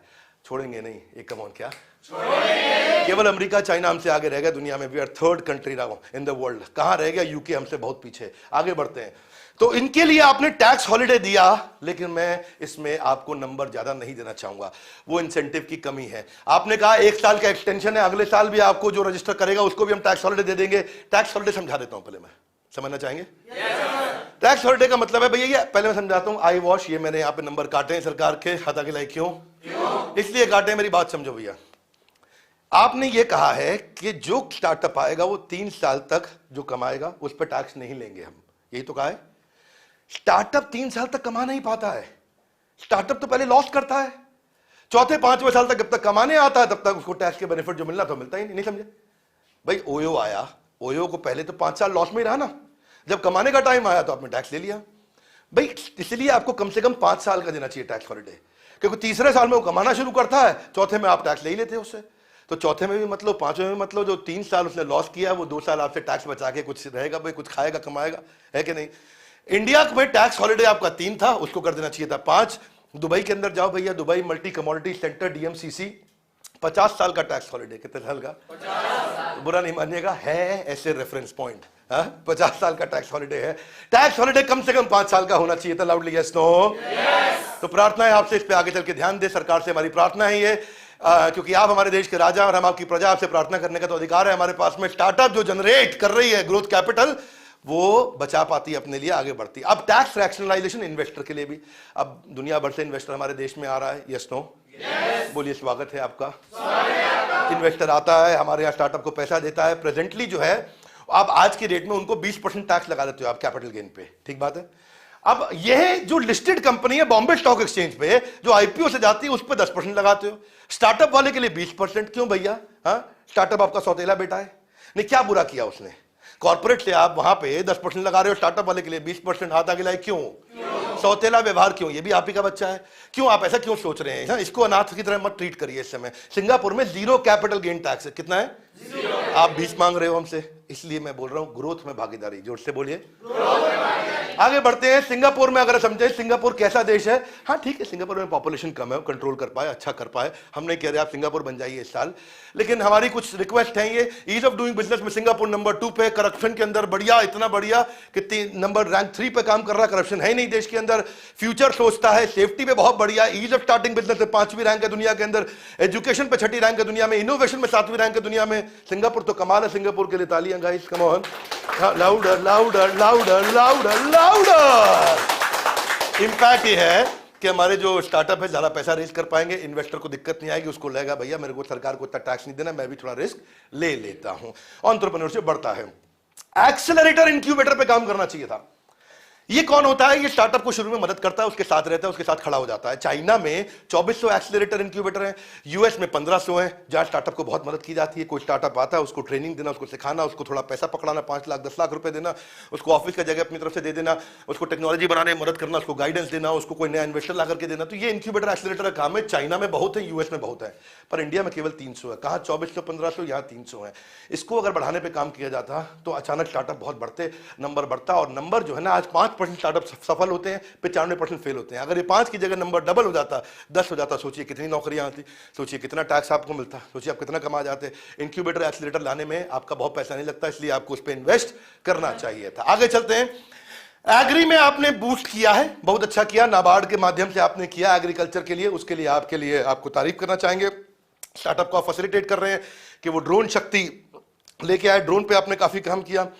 इससे कुछ लोग नाराज भी हुए, हालांकि मुझे अमाउंट नहीं मालूम आप कितना लगाने जा रहे हैं यहाँ पे फंड करने पे इन फार्मर्स के लिए, लेकिन मेरे हिसाब से इसका स्वागत है। डिसीजन का क्या है? सरकार को इस पे हम अच्छे नंबर देना चाहेंगे। यूनियन बजट में एमएसएमई के लिए कैसा रहा, छोटे व्यापारी के लिए कैसा रहा, जानना चाहेंगे? नहीं जानना चाहेंगे? Come on. हाँ यस, 2 लाख करोड़ का आपने एलोकेशन किया है कोलैटरल फ्री लोन एसएमईज के लिए, बहुत अच्छा काम किया, उसके लिए आपको बधाई। ये एसएमईज को मदद करेगा उनकी वर्किंग कैपिटल को मैनेज करने के लिए, परंतु मिलना भी चाहिए। एक कौन क्या ऐसा नहीं कि आपने अप्रूवल कर दिया, पैसा एलोकेट कर दिया, पैसा मिल नहीं रहा, बैंक के पास जाओ तो क्या पैसा देता है? क्षमा चाहता हूं, इसमें आपको और काम करना है। आपने 59 मिनट वाली योजना भी लाए हैं कि 59 मिनट में लोन मिलेगा। हमने जाकर के एमएसएमई के मिनिस्टर से भी 2 दफा बात करी, 2 अलग अलग मिनिस्टर से बात करी, अलग अलग 2 बार के रेजिम में, लेकिन दोनों सबका कहना है कि भाई हम कर रहे हैं और बैंक पैसा देगा। बैंक आसानी से नहीं देता है। बहरहाल फिर भी ये अच्छा किया, बहुत जिनको मिल रहा है अच्छा मिल रहा है, ज्यादा लोगों को मिल रहा है, उसके लिए बधाई। आपकी जो ECLGS एक्सटेंशन जो आपने दिया 50,000 करोड़ का कवर आपने एक्सपैंड भी करके दिया है, जो इमरजेंसी क्रेडिट लाइन स्कीम है आपकी गारंटी स्कीम, यह है मार्च 2023 तक आपने उसको एक्सटेंड किया है, उसके लिए बहुत बधाई। एक बार इसके लिए तालियां जोरदार। यह स्कीम 2020 में आपने सारे व्यापारियों को दी थी, बिना कोलैटरल के दी थी। तो इस एक्सटेंशन स्कीम को मैं पॉजिटिव तरह से देता हूं, ये मदद करेगा हमारे व्यापारियों को, लेकिन मिलना चाहिए। क्या लोन मिलना चाहिए। किरण मजुमदार शो, ये थोड़ा शुरू में मुझे लगा कि सुबह की ट्वीट से थोड़ा खुश थी, लेकिन दोपहर के बाद आते आते ये लाल रंग की तरफ चली गई। ये भी नाराज हुई, कहती मिडिल क्लास डिसअपॉइंटेड है। इनके किरण मजुमदार शो बहुत बड़ी व्यापारी हैं हमारे देश में, सबसे अमीर औरतों में देश की 5 इनका नाम आता है, और सेल्फ मेड वुमेन है। बहुत अच्छा काम किया, सस्ती दवाइयां कैंसर की इन्होंने प्रोड्यूस करी हैं। किरण मजुमदार शो कहती हैं कि पैंडेमिक ने गरीब आदमी को, आम आदमी को हिट किया है, एमएसएमई के लिए और काम किया जाना चाहिए था, और इस समय जो आज हमारे को स्टिमुलस देना चाहिए था वो लॉन्ग टर्म पे छोड़ दिया निर्मला सीतारमण जी ने। तो किरण मजुमदार शो दोपहर के बाद आते आते उनका ट्वीट थोड़ा नेगेटिव दिशा में चला गया। अब मैं देखता हूं एमएसएमई चाइना और इंडिया में फर्क क्या है, क्या जानना चाहेंगे? चाइना में अगर आप देखो तो 35 मिलियन है आपके छोटे व्यापारी, हमारे यहां 68 मिलियन है, बहुत ज्यादा। एक्चुअली अगर इनफॉर्मल को भी साथ में ऐड कर दे जिसने रजिस्ट्री नहीं करी, हाँ, तो उस तरह से 15 करोड़ है। अभी 6 करोड़ 80 लाख तो रजिस्टर्ड है, तो यानी कि हम चाइना से डबल हैं छोटे व्यापारियों के नंबर में, डबल है, परंतु वो 60% जीडीपी को कंट्रीब्यूट कर रहा है और हम केवल 30% कंट्रीब्यूट कर रहे हैं।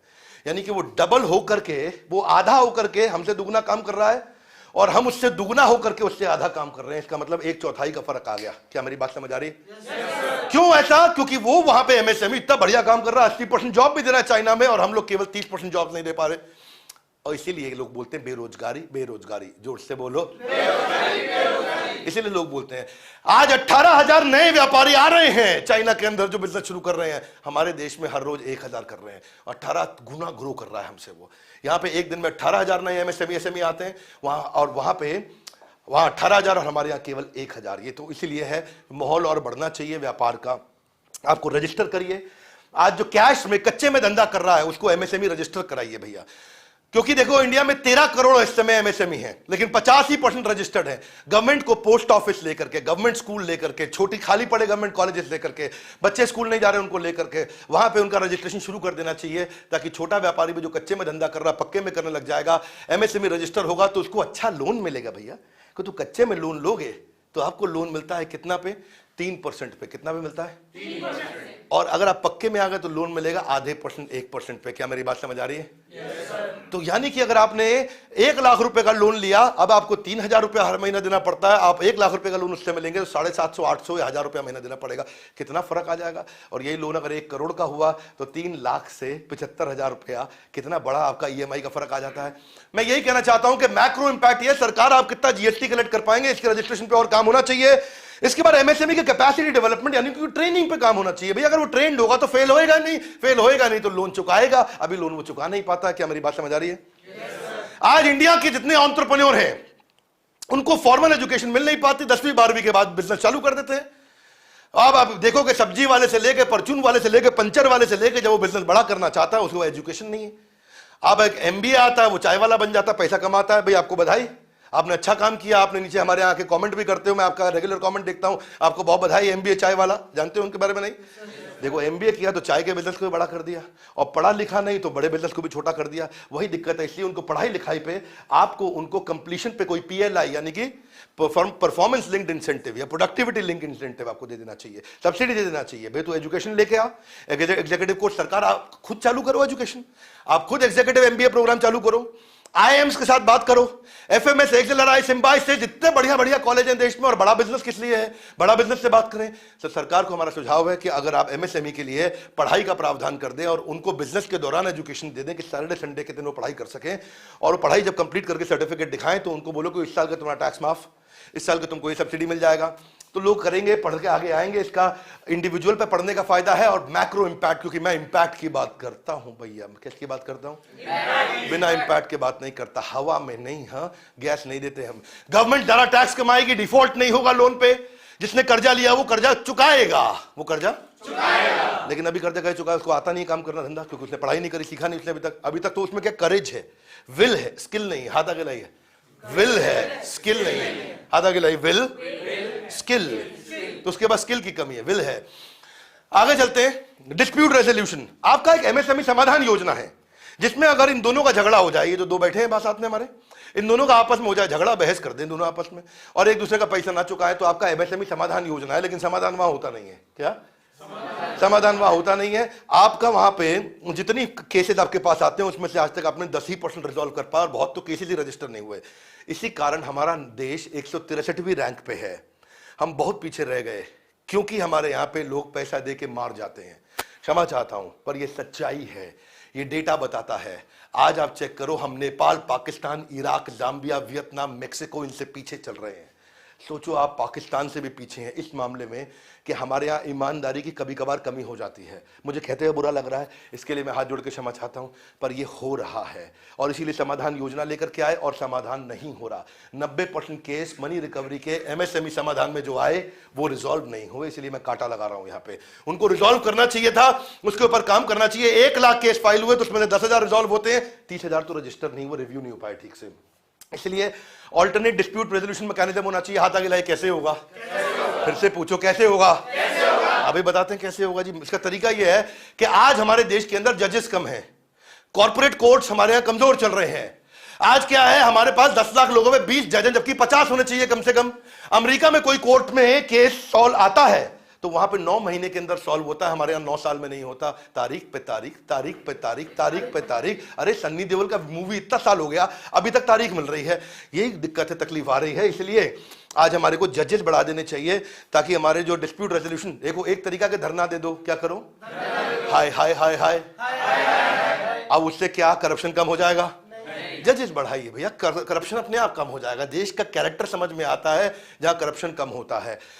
बहुत बड़ा इंपैक्ट है भैया इसका। कॉन्फिडेंस आ जाएगा दुनिया भर के बिजनेसमैन ने कि इंडिया में पैसा लेके जाओ। कहां लेके जाओ? इंडिया में पैसा लेके जाओ, कोई लूटेगा नहीं आपसे पैसा। ज्यादा जॉब्स आएंगे, टैक्सेस ज्यादा होगा, इकोनॉमिक डेवलपमेंट होगा, देश अपने आप ग्रो करेगा। इसलिए मैं क्या कहता हूं कि भागीदारी से कमाई। किससे कमाई? हाँ, ग्रोथ से कमाई, गरीबी से कमाई नहीं। हाँ, दो तरह की कमाई होती है, गरीब को और गरीब करके पैसा कमा लो, या गरीब को अमीर बनाते बनाते उससे पैसा कमा लो। कौन सा कमाना है वो आपको समझना पड़ेगा। जीएसटी रैशनलाइजेशन पे मेरी कुछ प्रार्थना है। कॉर्पोरेट टैक्स पैरिटी पे एग्रीकल्चर प्रोडक्ट को जीएसटी से मुक्त आपने किया हुआ है, बधाई। क्या? लेकिन भैया मैं ये बोल रहा हूं कि उसको जीएसटी का फायदा नहीं मिलता। हाथ आगे लाए कैसे? जब वो कुछ बेच रहा है तो जीएसटी नहीं है, लेकिन जब वो पीछे से कुछ खरीद के ला रहा है, क्या कर रहा है? मशीन लेके आ रहा है, कोई रॉ मटेरियल ला रहा है, वहां जीएसटी पे करता है और उस जीएसटी का बेनिफिट उसको बेचते वक्त मिलता नहीं है। समझ में आ रही है बात? तो वो आपको कर देना चाहिए था, उससे बड़ा फायदा होता। टैक्स का वो क्रेडिट ले सके, नहीं तो उसको ऑफसेट करने का कोई तरीका ढूंढे, इससे आपको बड़ा फायदा होता। आगे चलते हैं और बात करते हैं इससे इंपैक्ट कितना बड़ा होता। वर्किंग कैपिटल बढ़ता, वर्किंग कैपिटल बढ़ता तो उसको और कर्जा नहीं लेना पड़ता, इंटरेस्ट चुकाता, और ज्यादा लोगों को तनख्वाह देता, ज्यादा लोगों को नौकरी देता। हाथ आगे लाइए, ग्रोथ में भागीदारी। जोर से बोलो, आपसे बोल रहा हूं, जोर से बोलो, सुन नहीं रहे मेरी बात को। हाँ, खाली बैठ करके मोबाइल पकड़ के बैठे हो, हाथ में आगे चलो। Cluster development. क्या? Cluster development. क्लस्टर डेवलपमेंट, इसमें हम सरकार को थोड़ा तारीफ करना चाहेंगे। हाथ आगे लाइए। क्यों? देखो 33% जो इंडिया का मैन्युफैक्चरिंग आउटपुट है वो एमएसएमई से आ रहा है, छोटे व्यापारी से आ रहा है। वो 29% जीडीपी को कंट्रीब्यूट कर रहा है। आज वो 12 करोड़ लोगों को नौकरी दे रहा है। 48% एक्सपोर्ट हमारे देश का छोटा व्यापारी कर रहा है। आपने एक अच्छा लॉन्च किया आज scheme, one station one product concept of clusterization, यानी कि एक जगह पे एक ही प्रोडक्ट बनेगा, वहां जितने व्यापारी आएंगे वो एक ही चीज बनाए। मेरी बात नहीं समझे? समझ पा रहे भैया? सब लोग ध्यान दे। मैं इजी कर दूं उसको, और कोई बात ना समझ में आए अभी प्रश्न कर लो, यही क्वेश्चन कर लो ताकि बाकी लोग को भी समझ में आ जाए। देखो मेरी एक्सपेक्टेशन जो क्लस्टर बेस्ड डेवलपमेंट की थी वो मिल गई आपसे, वो पूरी हुई। इसके लिए हम सरकार के लिए ताली बजाना चाहते हैं, सरकार को बधाई कि आपने अच्छा काम किया। मैं आपको समझा देता हूं। हाथ आगे क्या होता है ये? मैं बताता हूं क्या होता है। चाइना में 100 शहर है ऐसे। कितने? 100 शहर है। फर्नीचर का अलग शहर, कपड़ों का अलग शहर, मोबाइल का अलग शहर, बिजली का अलग शहर, खिलौनों का अलग शहर, टाइल का अलग शहर।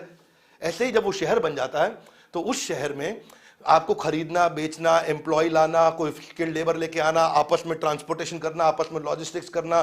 ट्रक आपको अभी 1000 किलोमीटर नहीं लेके जाना है, 2 किलोमीटर लेके जाना है। 2 किलोमीटर बाद आपको सामान पकड़ा देना है वहां पे। तो भैया आप समझ रहे हो, 2000 किलोमीटर और 2 किलोमीटर ट्रक में जाने आने का खर्चा बढ़ा के घटा?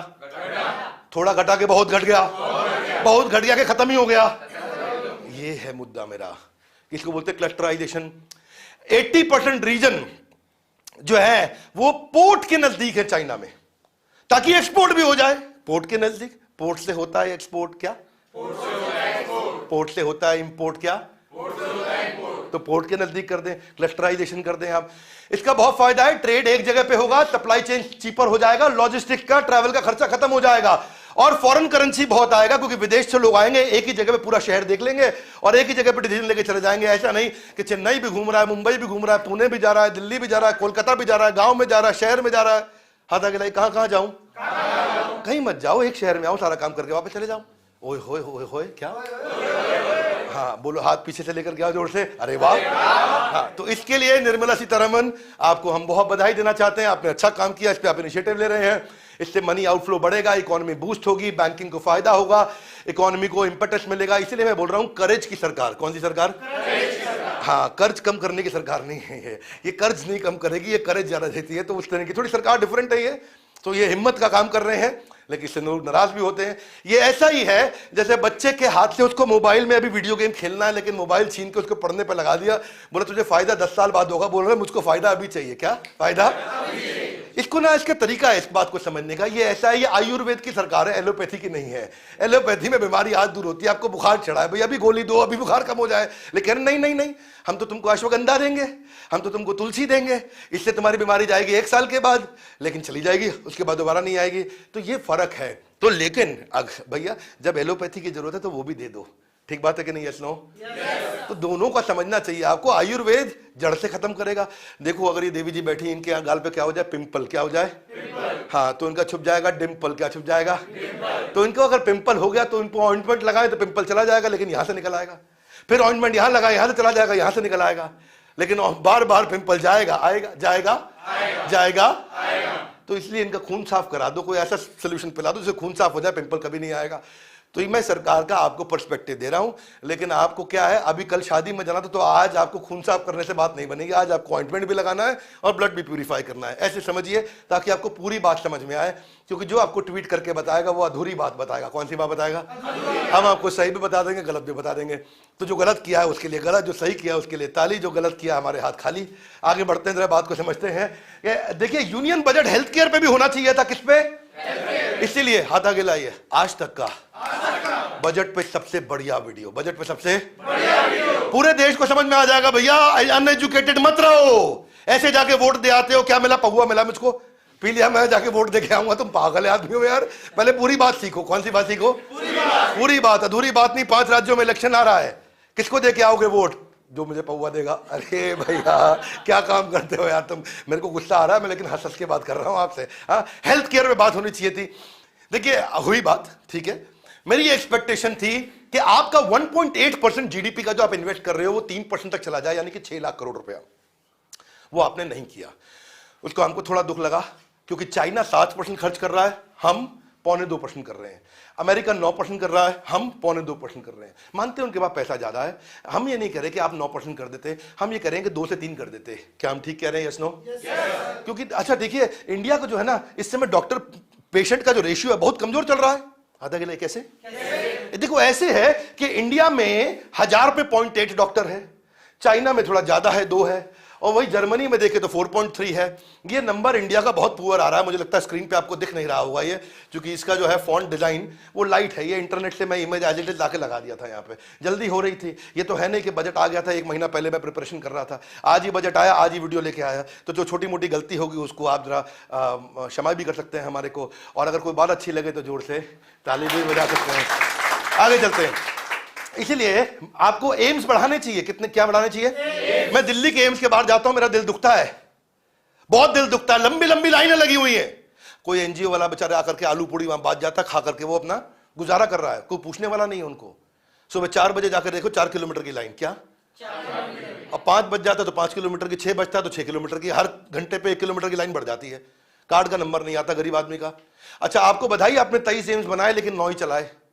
आपने 23 एम्स बनाए लेकिन ये क्या बात हुई? इसका मतलब आपकी एग्जीक्यूशन कैपेबिलिटी पर और काम करना चाहिए आपको।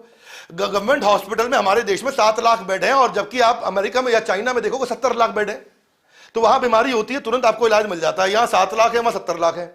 इसलिए इस पे हेल्थ केयर पे पैसा और इन्वेस्ट करने की इच्छा थी, हमारी एक्सपेक्टेशन थी। अगर आप स्पीड अप कर सके, ज्यादा बेड ला सके, तो बहुत बड़ा फर्क होगा, कैपेसिटी डेवलपमेंट होगा। अनमेट डिमांड, कौन सी डिमांड?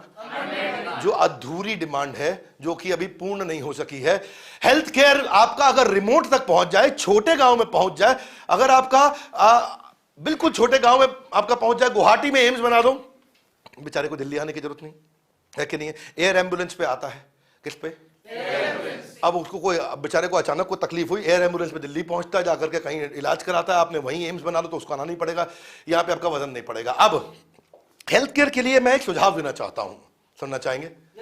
अगर आप फंड R&D के लिए लॉन्च कर दें और फार्मा कंपनी को दे दें, जैसे आपने NHAI के लिए किया है, national highway authority of India के लिए किया है, आपने रूरल इलेक्ट्रिफिकेशन कॉर्पोरेशन के लिए किया है, तो आप ऐसा टैक्स फ्री अगर फंड लॉन्च कर दें R&D के लिए फार्मा कंपनी को, भैया तुम फार्मा कंपनी हो, हाँ मैं हूं, तो हम आपको पैसा दे रहे हैं टैक्स फ्री, इसमें आदमी को फायदा मिलेगा, उसको टैक्स नहीं लगेगा इनकम पे, वो पैसा आपको दे देगा, आप उससे R&D करो। लेकिन फिर इससे बाद में क्या करो, इनको बोलो कि भैया तुमको आसानी से पैसा मिला है, इसीलिए तुम अब सस्ती दवाइयां बनाओ। क्या बनाओ? आसानी से पैसा मिला, सस्ती दवाइयां बनाओ। कौन सी वाली दवाइयां सस्ती बनाओ? खास तौर से वो जो बिल्कुल लाइफ सेविंग ड्रग्स होती हैं, क्योंकि एक्सपेंसिव लाइफ सेविंग ट्रीटमेंट है। इसको जरा मिटा देता हूं साथ साथ, ऑटोमेटिक नहीं होगा। मैं बोला ना एडिटिंग नहीं हो रही है आज क्या लाइव आ रहा हूं? कैसे आ रहा हूं? बिल्कुल ठीक। आपका ये स्पाइनल मस्कुलर एट्रोफी, एक बेचारे लड़के को हमारे देश में क्या हो गया, 15 करोड़ रुपए का इलाज उसका।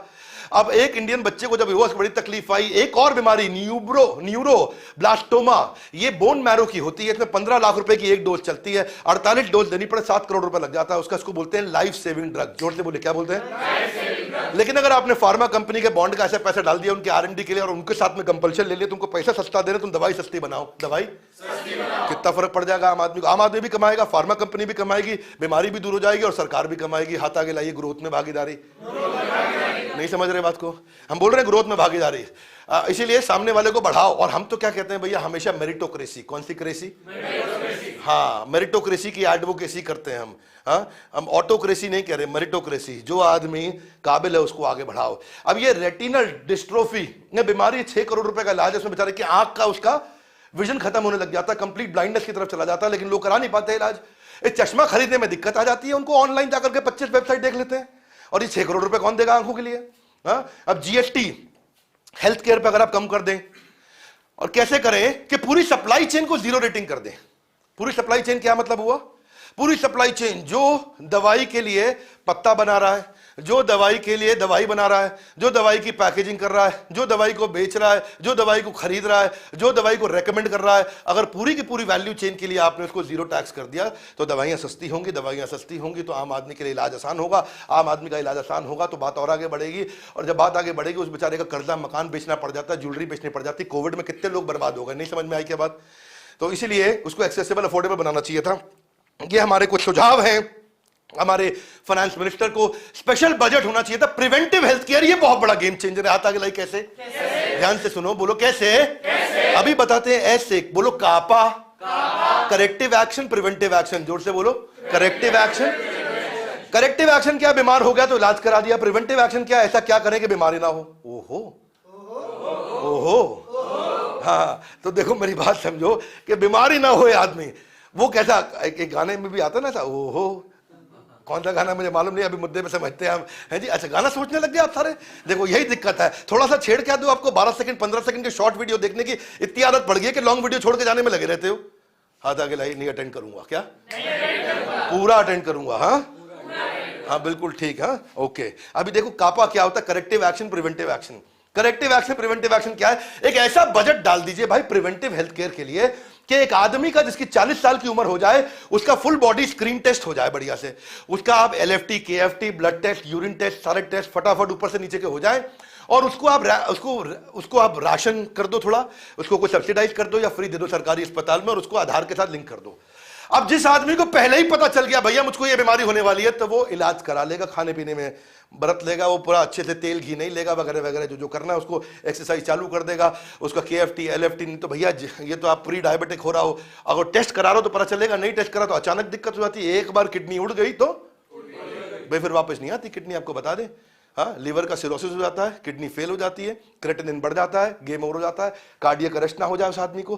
तो अगर आपने 40 साल की उम्र के ऊपर कर दो, क्योंकि देश के अंदर 3 लाख करोड़ रुपया दवाई पे जा रहा है। कितना? 3 लाख करोड़। इसमें कम से कम 1/3 यानी कि 1 लाख करोड़ रुपया बच जाएगा। 1 लाख करोड़ रुपया अगर बच गया, और टेस्ट में आपका उतना पैसा लग नहीं सकता, उसको भी हम बोल रहे हैं राशनिंग कर दो आप। अगर आपने राशनिंग करके थोड़ा सब्सिडाइज कर दिया, सरकारी अस्पताल में पूरी बॉडी का टेस्ट कर दिया आपने, उसका गेम चेंज। कम से कम 1 लाख करोड़ रुपया देश का दवाइयों के अंदर बचेगा। आगे चलते हैं। एम्प्लॉयमेंट जनरेशन, जिसके ऊपर पूरा विपक्ष बोल रहा है कि आपने देश को बेरोजगार बना दिया है। क्या यह बात सच है? कुछ हद तक सच है। क्या यह बात झूठ है? कुछ हद तक बताते हैं सच है कि झूठ है। अटेंड करिए ध्यान से। अप स्किलिंग और रीस्किलिंग की दिक्कत थी भैया। गवर्नमेंट ने 3000 करोड़ रुपया स्किल इंडिया पे, स्किलिंग मूवमेंट पे खर्च किया। कितना? 3000 करोड़ रुपया। कम है क्या?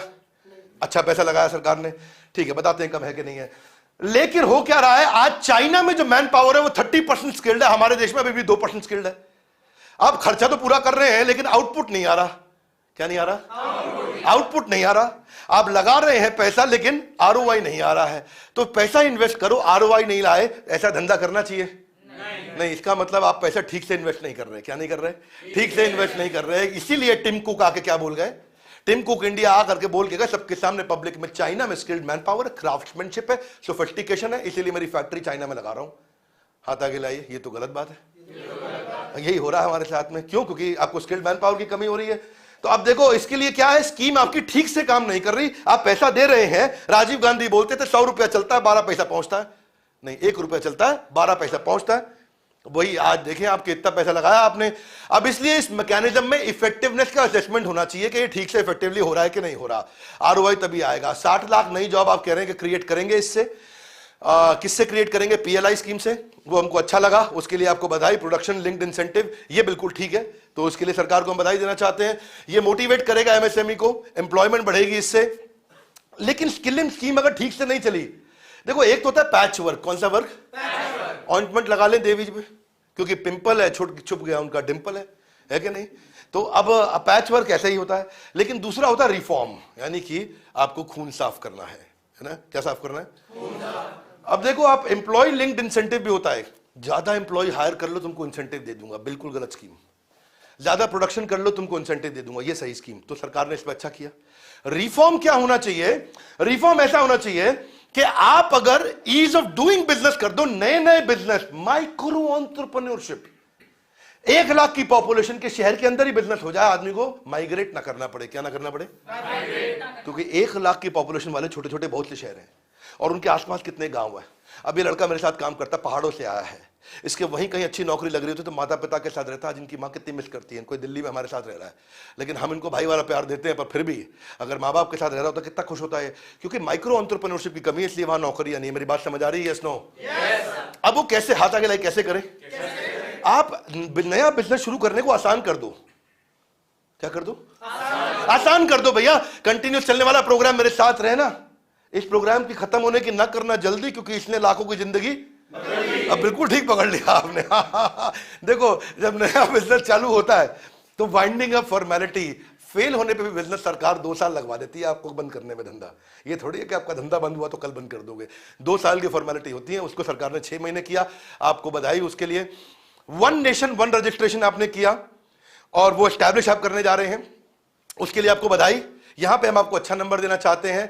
ये रिड्यूस करेगा रेड टेपिज्म को और करप्शन को। एक ही जगह अगर सिंगल विंडो सिस्टम हो जाए, नए एंटरप्रेन्योर आएंगे, नए एंटरप्रेन्योर आके बिजनेस शुरू करेंगे और इससे ज्यादा नौकरियां लगेंगी। लेकिन इसमें कुछ और भी मैं सुझाव देना चाहता हूं। क्या जानना चाहेंगे? नया बिजनेस शुरू करने में आसान करने के लिए आपको इमीडिएट रजिस्ट्रेशन कर देना चाहिए। आज हमारे देश में रजिस्ट्रेशन में लगते हैं 15 दिन, सिंगापुर में लगते हैं 1 दिन, और एस्टोनिया नाम का शायद देश है जिसमें लगता है कितना? आधा घंटा। कितना? आधा घंटा। हमारे देश में लगता है 15 दिन। तो इसका मतलब इंप्रूवमेंट का स्कोप है। दूसरा, रिडंडेंट रेगुलेशन। आज सरकार ने उस पर काम किया, कई पुराने रेगुलेशंस को खत्म किया है, उसके लिए आपको बहुत बधाई। इतने आपने नियम कानून बना दिए, इतने नियम कानून बना दिए, आदमी का काम करने का मन ही ना करे। है जी? आप क्या चाहते हैं? कई बार ऐसा चाहते हैं, मैं आपको नहीं बोल रहा हूं, इस सरकार को, ये 50 साल से सरकारें चल रही हैं, आ रही हैं, जा रही हैं। तो ऐसा चेन से आपने चारों तरफ से इंसान को बांध दिया। जैसे समझो घोड़े को आपने हर तरफ से बांध दिया, अब उसको बोल रहे भागो। क्या भागो? कैसे भागेगा? इतने आपने रस्सियां से बांध दिया उसको।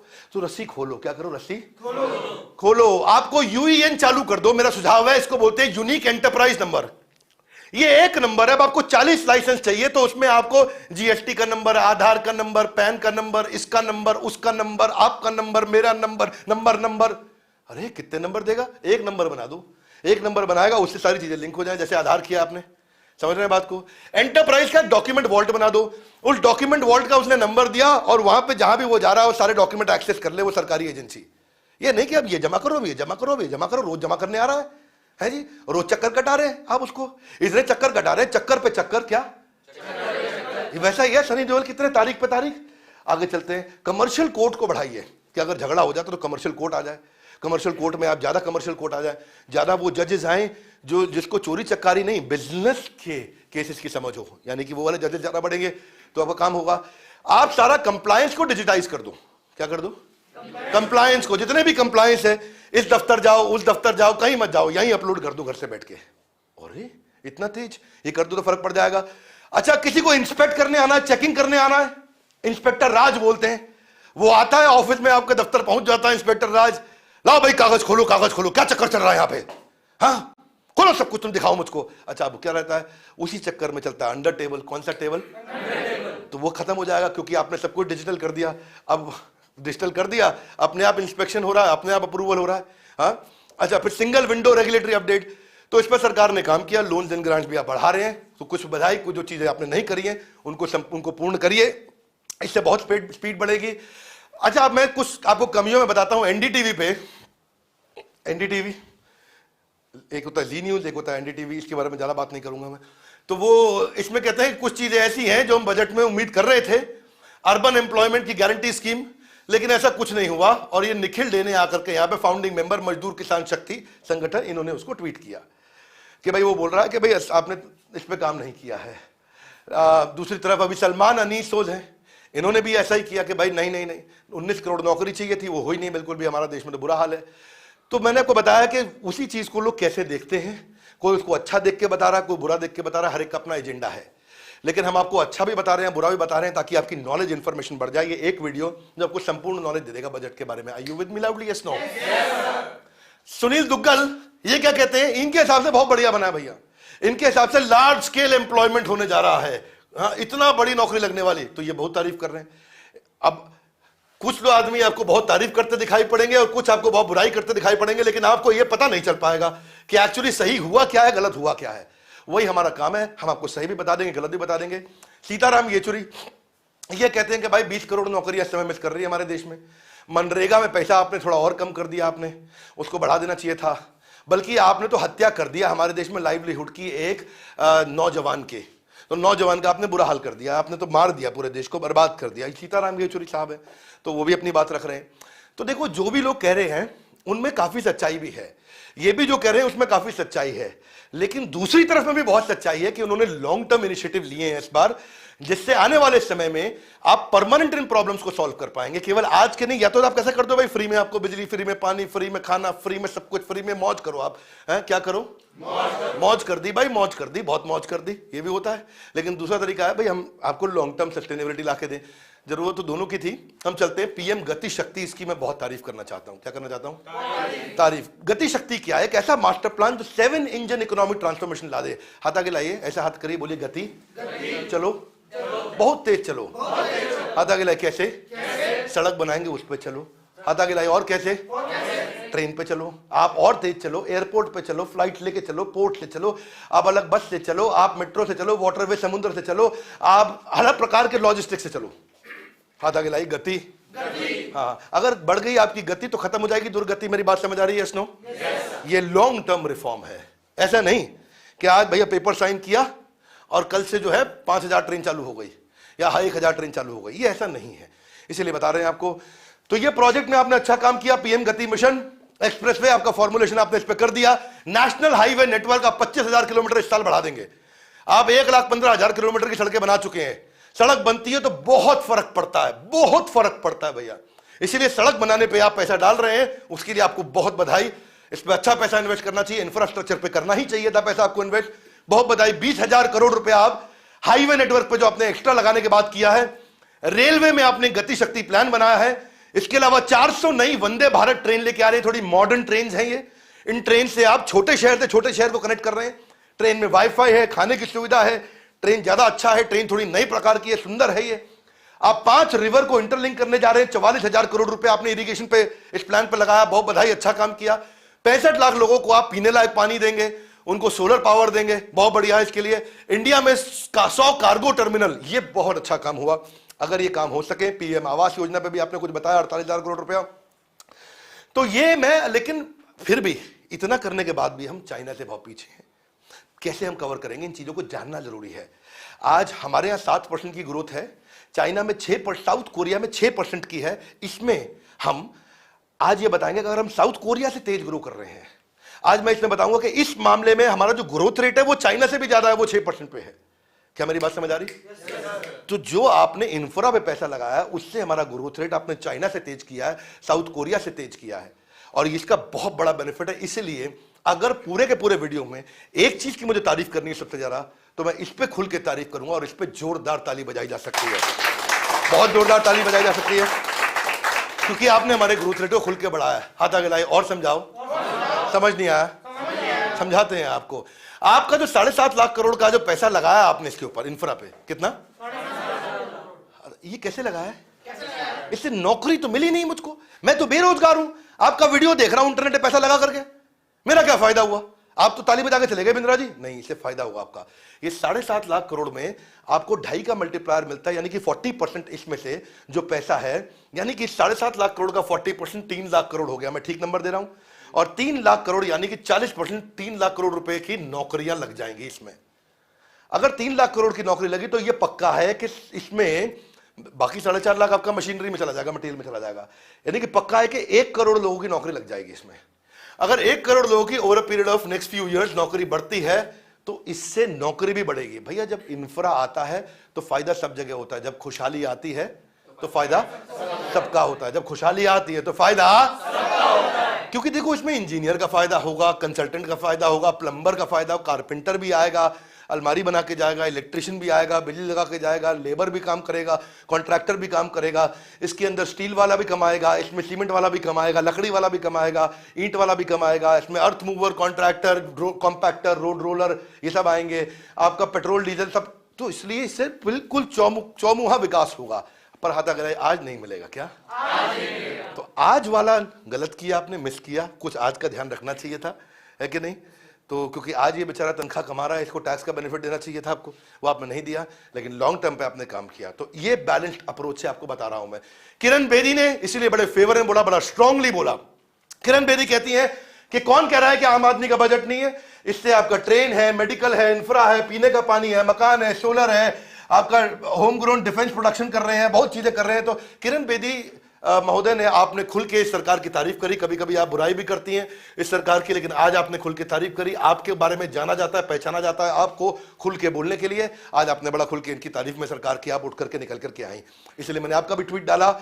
ANI पे हमारा इन्होंने ट्वीट किया आशीष चौहान जी के बारे में। आशीष चौहान कौन है? बॉम्बे स्टॉक एक्सचेंज के मैनेजिंग डायरेक्टर, CEO। आपने आकर के आज सरकार की खुल की तारीफ करी, आपने इसके बारे में खुल के बात करी। संबित पात्रा जी, इनको बोलना भी था तो इनकी बात मैं रिपीट नहीं करूंगा, इन्होंने तो तारीफ वैसे भी करनी थी तो उन्होंने कर ही दी है तारीफ। परंतु दूसरी तरफ ये साहब है मल्लिकार्जुन खड़गे, ये राज्यसभा के लीडर ऑफ ऑपोजिशन है, ये बहुत नाराज हुए।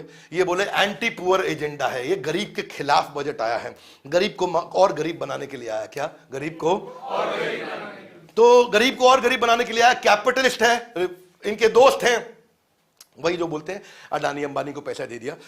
तो ये इनका सब वही रहता है मामला कि आपने सब अपने अमीर दोस्तों को पैसा दे दिया। जैसा कि ये आकर के बताते हैं, भैया मैं इन्हीं की बात रिपीट कर रहा हूं, अपने मन की बात नहीं कह रहा हूं आपको।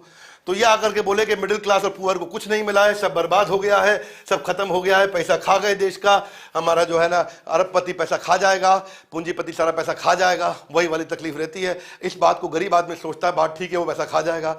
अच्छा, ये बोलते हैं कि भाई और बहनों आप गरीबों का पैसा खा गया है ये अमीर आदमी। तो वो अब मेरे को समझ में नहीं आता गरीब ने कब पैसा कमाया था जो उसका खा गया है। तो ये बिल्कुल गलत बात है, आप बुरा नहीं मानना मेरी बात को। ये धोखा देते हैं क्योंकि आपको वोट लेना चाहते हैं। मैं ये मल्लिकार्जुन साहब की बात नहीं कर रहा हूं। जब आज का जो प्रेजेंट गवर्नमेंट है वो ऑपोजिशन में जाएगी तो वो ऐसा बोलेगी, और जब ये ऑपोजिशन में रहते हैं तो ये ऐसा बोलते हैं। हाथ आगे लाइए, हमें क्या करना है? आपको पूरी पिक्चर समझनी है। जोर से बोलिए, क्या करनी है? ताकि आपके पास नॉलेज आनी चाहिए, नहीं तो पौवे के लिए वोट दिया होगा जा करके। भाई लोग, आप लोग हंस रहे हो, आपको लग रहा है मैं मजाक कर रहा हूं। मैं लाइव हूं आज। क्या हूं? हाँ, एकदम लाइव हूं, एकदम, और बिल्कुल अलाइव भी हूं, है कि नहीं है? बिल्कुल जीवंत तरीके से बात कर रहा हूं। ये साहब अतुल मिश्रा जी है, इन्होंने बड़ी बराबर सी, मतलब मिक्स सी बात करी है, तो मैं इनकी भी बात करता हूं। ये कहते हैं मिक्स बजट है। इन्होंने थोड़ा बीच में तारीफ करी, थोड़ी बीच में बुराई भी करी। तो मैंने इसीलिए आपको सारे अलग अलग प्रकार के टेक्स्ट दिखाए हैं, और लेकिन मेरे को कुछ तकलीफ है तो मैं अपनी तकलीफ भी आपको बताता हूं, जिससे आपको कुछ और नॉलेज बढ़े। जानना चाहेंगे? Yes no? पहला तकलीफ क्या है? आपको और इन्वेस्ट करना चाहिए इंफ्रा में। जो आपने किया वो अच्छा किया। चाइना 5% स्पेंड कर रहा है, $14 ट्रिलियन, यानी कि आज $700 बिलियन का स्पेंड है यूएस का भी, US डॉलर्स का।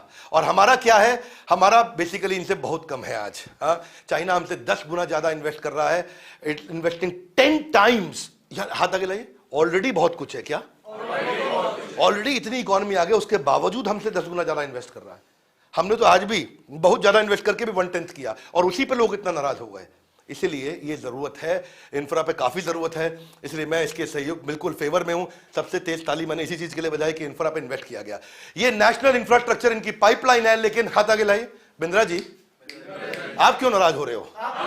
मैं नाराज इसलिए हो रहा हूं क्योंकि आप पैसा लगा देते, काम कंप्लीट नहीं कर पाते। क्या नहीं कर पाते? तो आप काम कंप्लीट नहीं कर पाते। 9,221 प्रोजेक्ट आपने लगाए, लेकिन 25% प्रोजेक्ट जो है अभी खाली डेवलपमेंटल स्टेज में, बाकी सब में खाली प्लानिंग चल रही है। क्या चल रही है?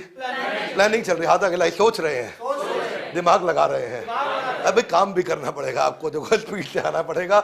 ब्यूरोक्रेसी को आपको समझाओ एग्जीक्यूशन पे आगे बढ़े, क्योंकि बहुत सारे ब्यूरोक्रेट्स हमारे देश में जो आईएएस ऑफिसर है, जिनका हम बहुत सम्मान करते हैं, सबसे इंटेलिजेंट लोग हैं हमारे देश के, परंतु ये मैनेजमेंट बैकग्राउंड से नहीं आते हैं।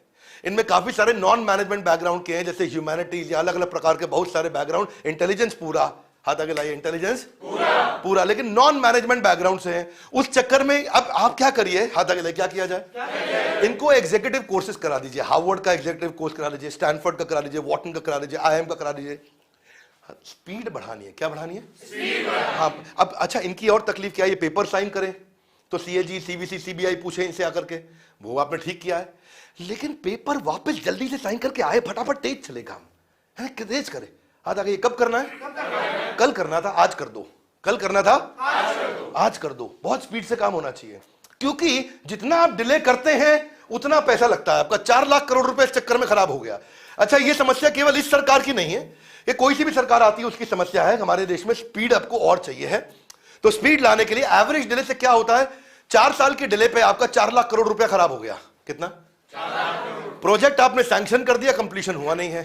अच्छा, क्या होता है? अमूमन जिसकी सरकार आती है, जब वहां पे उनका इलेक्शन आने लगता है तो वहां प्रोजेक्ट बहुत तेज चलने लग जाता है। तो ये भी एक समस्या आती है, ये सच्चाई है। अब वो सरकार किसी की भी हो, पर सच्चाई यही है। क्या आप मेरी बात मानते हैं? Yes, no? तो केवल प्रोजेक्ट अनाउंस ना करें, उसके कंप्लीशन पे काम करें। अब आगे चलते हैं, किसानों के लिए क्या है इस देश में? जोर से बोलिए। बहुत कुछ है, किसानों के लिए भी कुछ है। 2,37,000 करोड़ रुपया, 2.37 लाख करोड़ रुपया डायरेक्ट पेमेंट एमएसपी का दिया गया है, जो कि 2.25 करोड़ किसानों को दिया जाएगा, यानी कि पैसा गया है। आपके किसान ड्रोन पे आपने काम किया, जिससे क्रॉप का असेसमेंट हो जाए। आपने डिजिटाइजेशन पे इस बार काम किया। इंसेक्टिसाइड या न्यूट्रिएंट अगर स्प्रे करने तो वो भी ड्रोन से हो जाए। आदमी कब तक अंदर घूमता रहेगा, बुरा हाल होता रहता है बेचारे का। हाँ, तो सेंटर ने किसान ड्रोन पे काफी काम किया, इस बार बातचीत किया। केमिकल फ्री नेचुरल फार्मिंग पे आपने काम किया, उसके लिए आपको बधाई। लेकिन राकेश टिकैत जी आपसे बहुत नाराज रहे, उन्होंने बहुत गुस्सा किया। आज आकर के काफी बातचीत आपके खिलाफ करके गए राकेश टिकैत जी। राकेश टिकैत जी कहते हैं कि भाई आपका 2,48,000 करोड़ रुपए था, उसको 2,37,000 करोड़ कर दिया। क्यों पैसा कम कर दिया भाई, क्यों कर दिया? तो राकेश टिकैत जी को नाराज होना भी था, तो इसलिए मैंने बताया, उन्होंने इसको नंबर नहीं दिया अच्छे। ये वैसे माना भी जाएगा कि एग्रीकल्चर पे बहुत ज्यादा पैसा नहीं लगाया, जो कि मैं सोच रहा था करेंगे। हाथ आगे लाइए। क्यों? क्योंकि पंजाब और उत्तर प्रदेश के इलेक्शन थे और सबको लग रहा था कि इलेक्शन होगा तो सरकार आगे खूब पैसा बांटेगी ताकि किसान हमको वोट दे। वो आपने नहीं किया। ये पता नहीं इतनी हिम्मत इस सरकार के पास कैसे है। ये डरते नहीं किसी से, इनको जो करना है कर डालते हैं। ये सही है कि गलत है, मैं ये कहूंगा कम से कम उतना तो है जितना पिछली बार था, उतना आपने दिया है इस बार भी। तो योगेंद्र यादव जी काफी ज्यादा नाराज रहे। ये कहते हैं अविश्वसनीय रहा ये ओवरऑल बजट जो एग्रीकल्चर का है वो खत्म ही हो गया। ऐसा लग रहा है कि जैसे इन्होंने बोला कि हमारे को अब जो है ना अनाज नहीं खाना है, ड्रोन खाना है। क्या खाना है? हाँ, ये कह रहे हैं कि आप क्या बनाया? बोला ड्रोन बनाया। कौन सा ड्रोन? शाही ड्रोन, मटर ड्रोन, आलू ड्रोन, गोभी ड्रोन है जी। गोभी ड्रोन का पराठा खाएंगे आज हम। कौन सा पराठा? ड्रोन का पराठा खाएंगे। इडली ड्रोन डोसा, अरे नया में नहीं हुआ है। तो योगेंद्र यादव जी काफी नाराज रहे, पर कोई बात नहीं, आपको अधिकार है, आप नाराज हो सकते हैं, क्योंकि डेमोक्रेसी है। क्या है? डेमोक्रेसी में किसी को भी अपने बात रखने का हक है। आपने अपनी बात को रखा। एक्सपेंडिचर के जो मेजर आइटम थे समझा देता हूं मैं आपको। पहले फर्टिलाइजर में पिछले साल आपका 79,000 करोड़ बजट किया था, पर उससे ज्यादा इन्होंने खर्च किया। पिछले साल की बात बता रहा हूं, 1,40,000 करोड़ खर्च कर दिए। सोचा था कि 80,000 लगाएंगे, 1,40,000 लगा दिया। इस साल इन्होंने फिर 1,05,000 करोड़ कर दिया उसको, कि भाई 1,05,000, अब इससे ज्यादा लगाएंगे कम लगाएंगे वो देखते हैं इस साल। ये उन्होंने बोला है, ये बजट है, ये एक्सपेंडिचर नहीं है, ये बजट है। हर गृहिणी भी घर पे बजट बनाती है कि भाई मैं बिग बाजार जा रही हूँ, थोड़ा पैसे दे दो। तो पता कितना चाहिए? मेरा बजट है 20,000 का। बोला ठीक है ले लो, और क्रेडिट कार्ड भी दे दो। तो बजट 20,000 का बना के गई, पर वहां 35 खर्च कराई। ये भी तो होता है ना कि नहीं होता गृहिणी का, है ना? तो ऐसे ही इन्होंने निर्मला ताई ने भी अपना बजट अच्छा बनाया है। तो देवी जी का बजट है ये कि मैं इतना खर्च करूंगी, हो सकता है कम करे, हो सकता है ज्यादा करे, बात की बात है। एग्रीकल्चर एलाइड एक्टिविटीज में आपने 1,48,000 करोड़ का बजट बनाया था, पर आपने 1,47 उतना ही खर्च भी कर दिया। इस बार आपने थोड़ा उसको बढ़ा दिया, बोला थोड़ा बहुत और बढ़ा देते हैं इसको। आपने 1,47 को 1,51 कर दिया। रूरल डेवलपमेंट में 1,94,000 करोड़ का आपने बजट बनाया, आपने 2,06,000 करोड़ खर्च भी किए। हाँ, यानी कि बढ़ा के खर्च किए। क्या किए? इस बार आपने फिर उतना ही डाल भी दिया कि जितना खर्च किया उतना तो कम से कम डाल देते, जितना पिछली बार लगा उतना इस बार भी दे देते हैं। अच्छा किया, ठीक है, कम से कम। तो मतलब यह है, हाथ आगे लाई, क्या मतलब हुआ? बढ़ाया नहीं, घटाया नहीं, वही छोड़ा है। तो इनका बेसिकली इस बार ना मिलेट्स पे ज्यादा फोकस है कि मिलेट्स इस समय साउथ इंडिया में बहुत बन रहे थे और थोड़ा खाने में अच्छा रहता है और कॉम्प्लेक्स कार्बोहाइड्रेट है और बनाने में किसान को काफी कमाई भी होती है इससे, तो सेहत के लिए मिलेट अच्छे रहते हैं। आप भी खाइए और सरकार चाहती भी आप मिलेट खाएं, इसलिए सरकार मिलेट ज्यादा बना भी रही है। तो इस समय आलू का पराठा नहीं खाना है, मिलेट्स खाइए।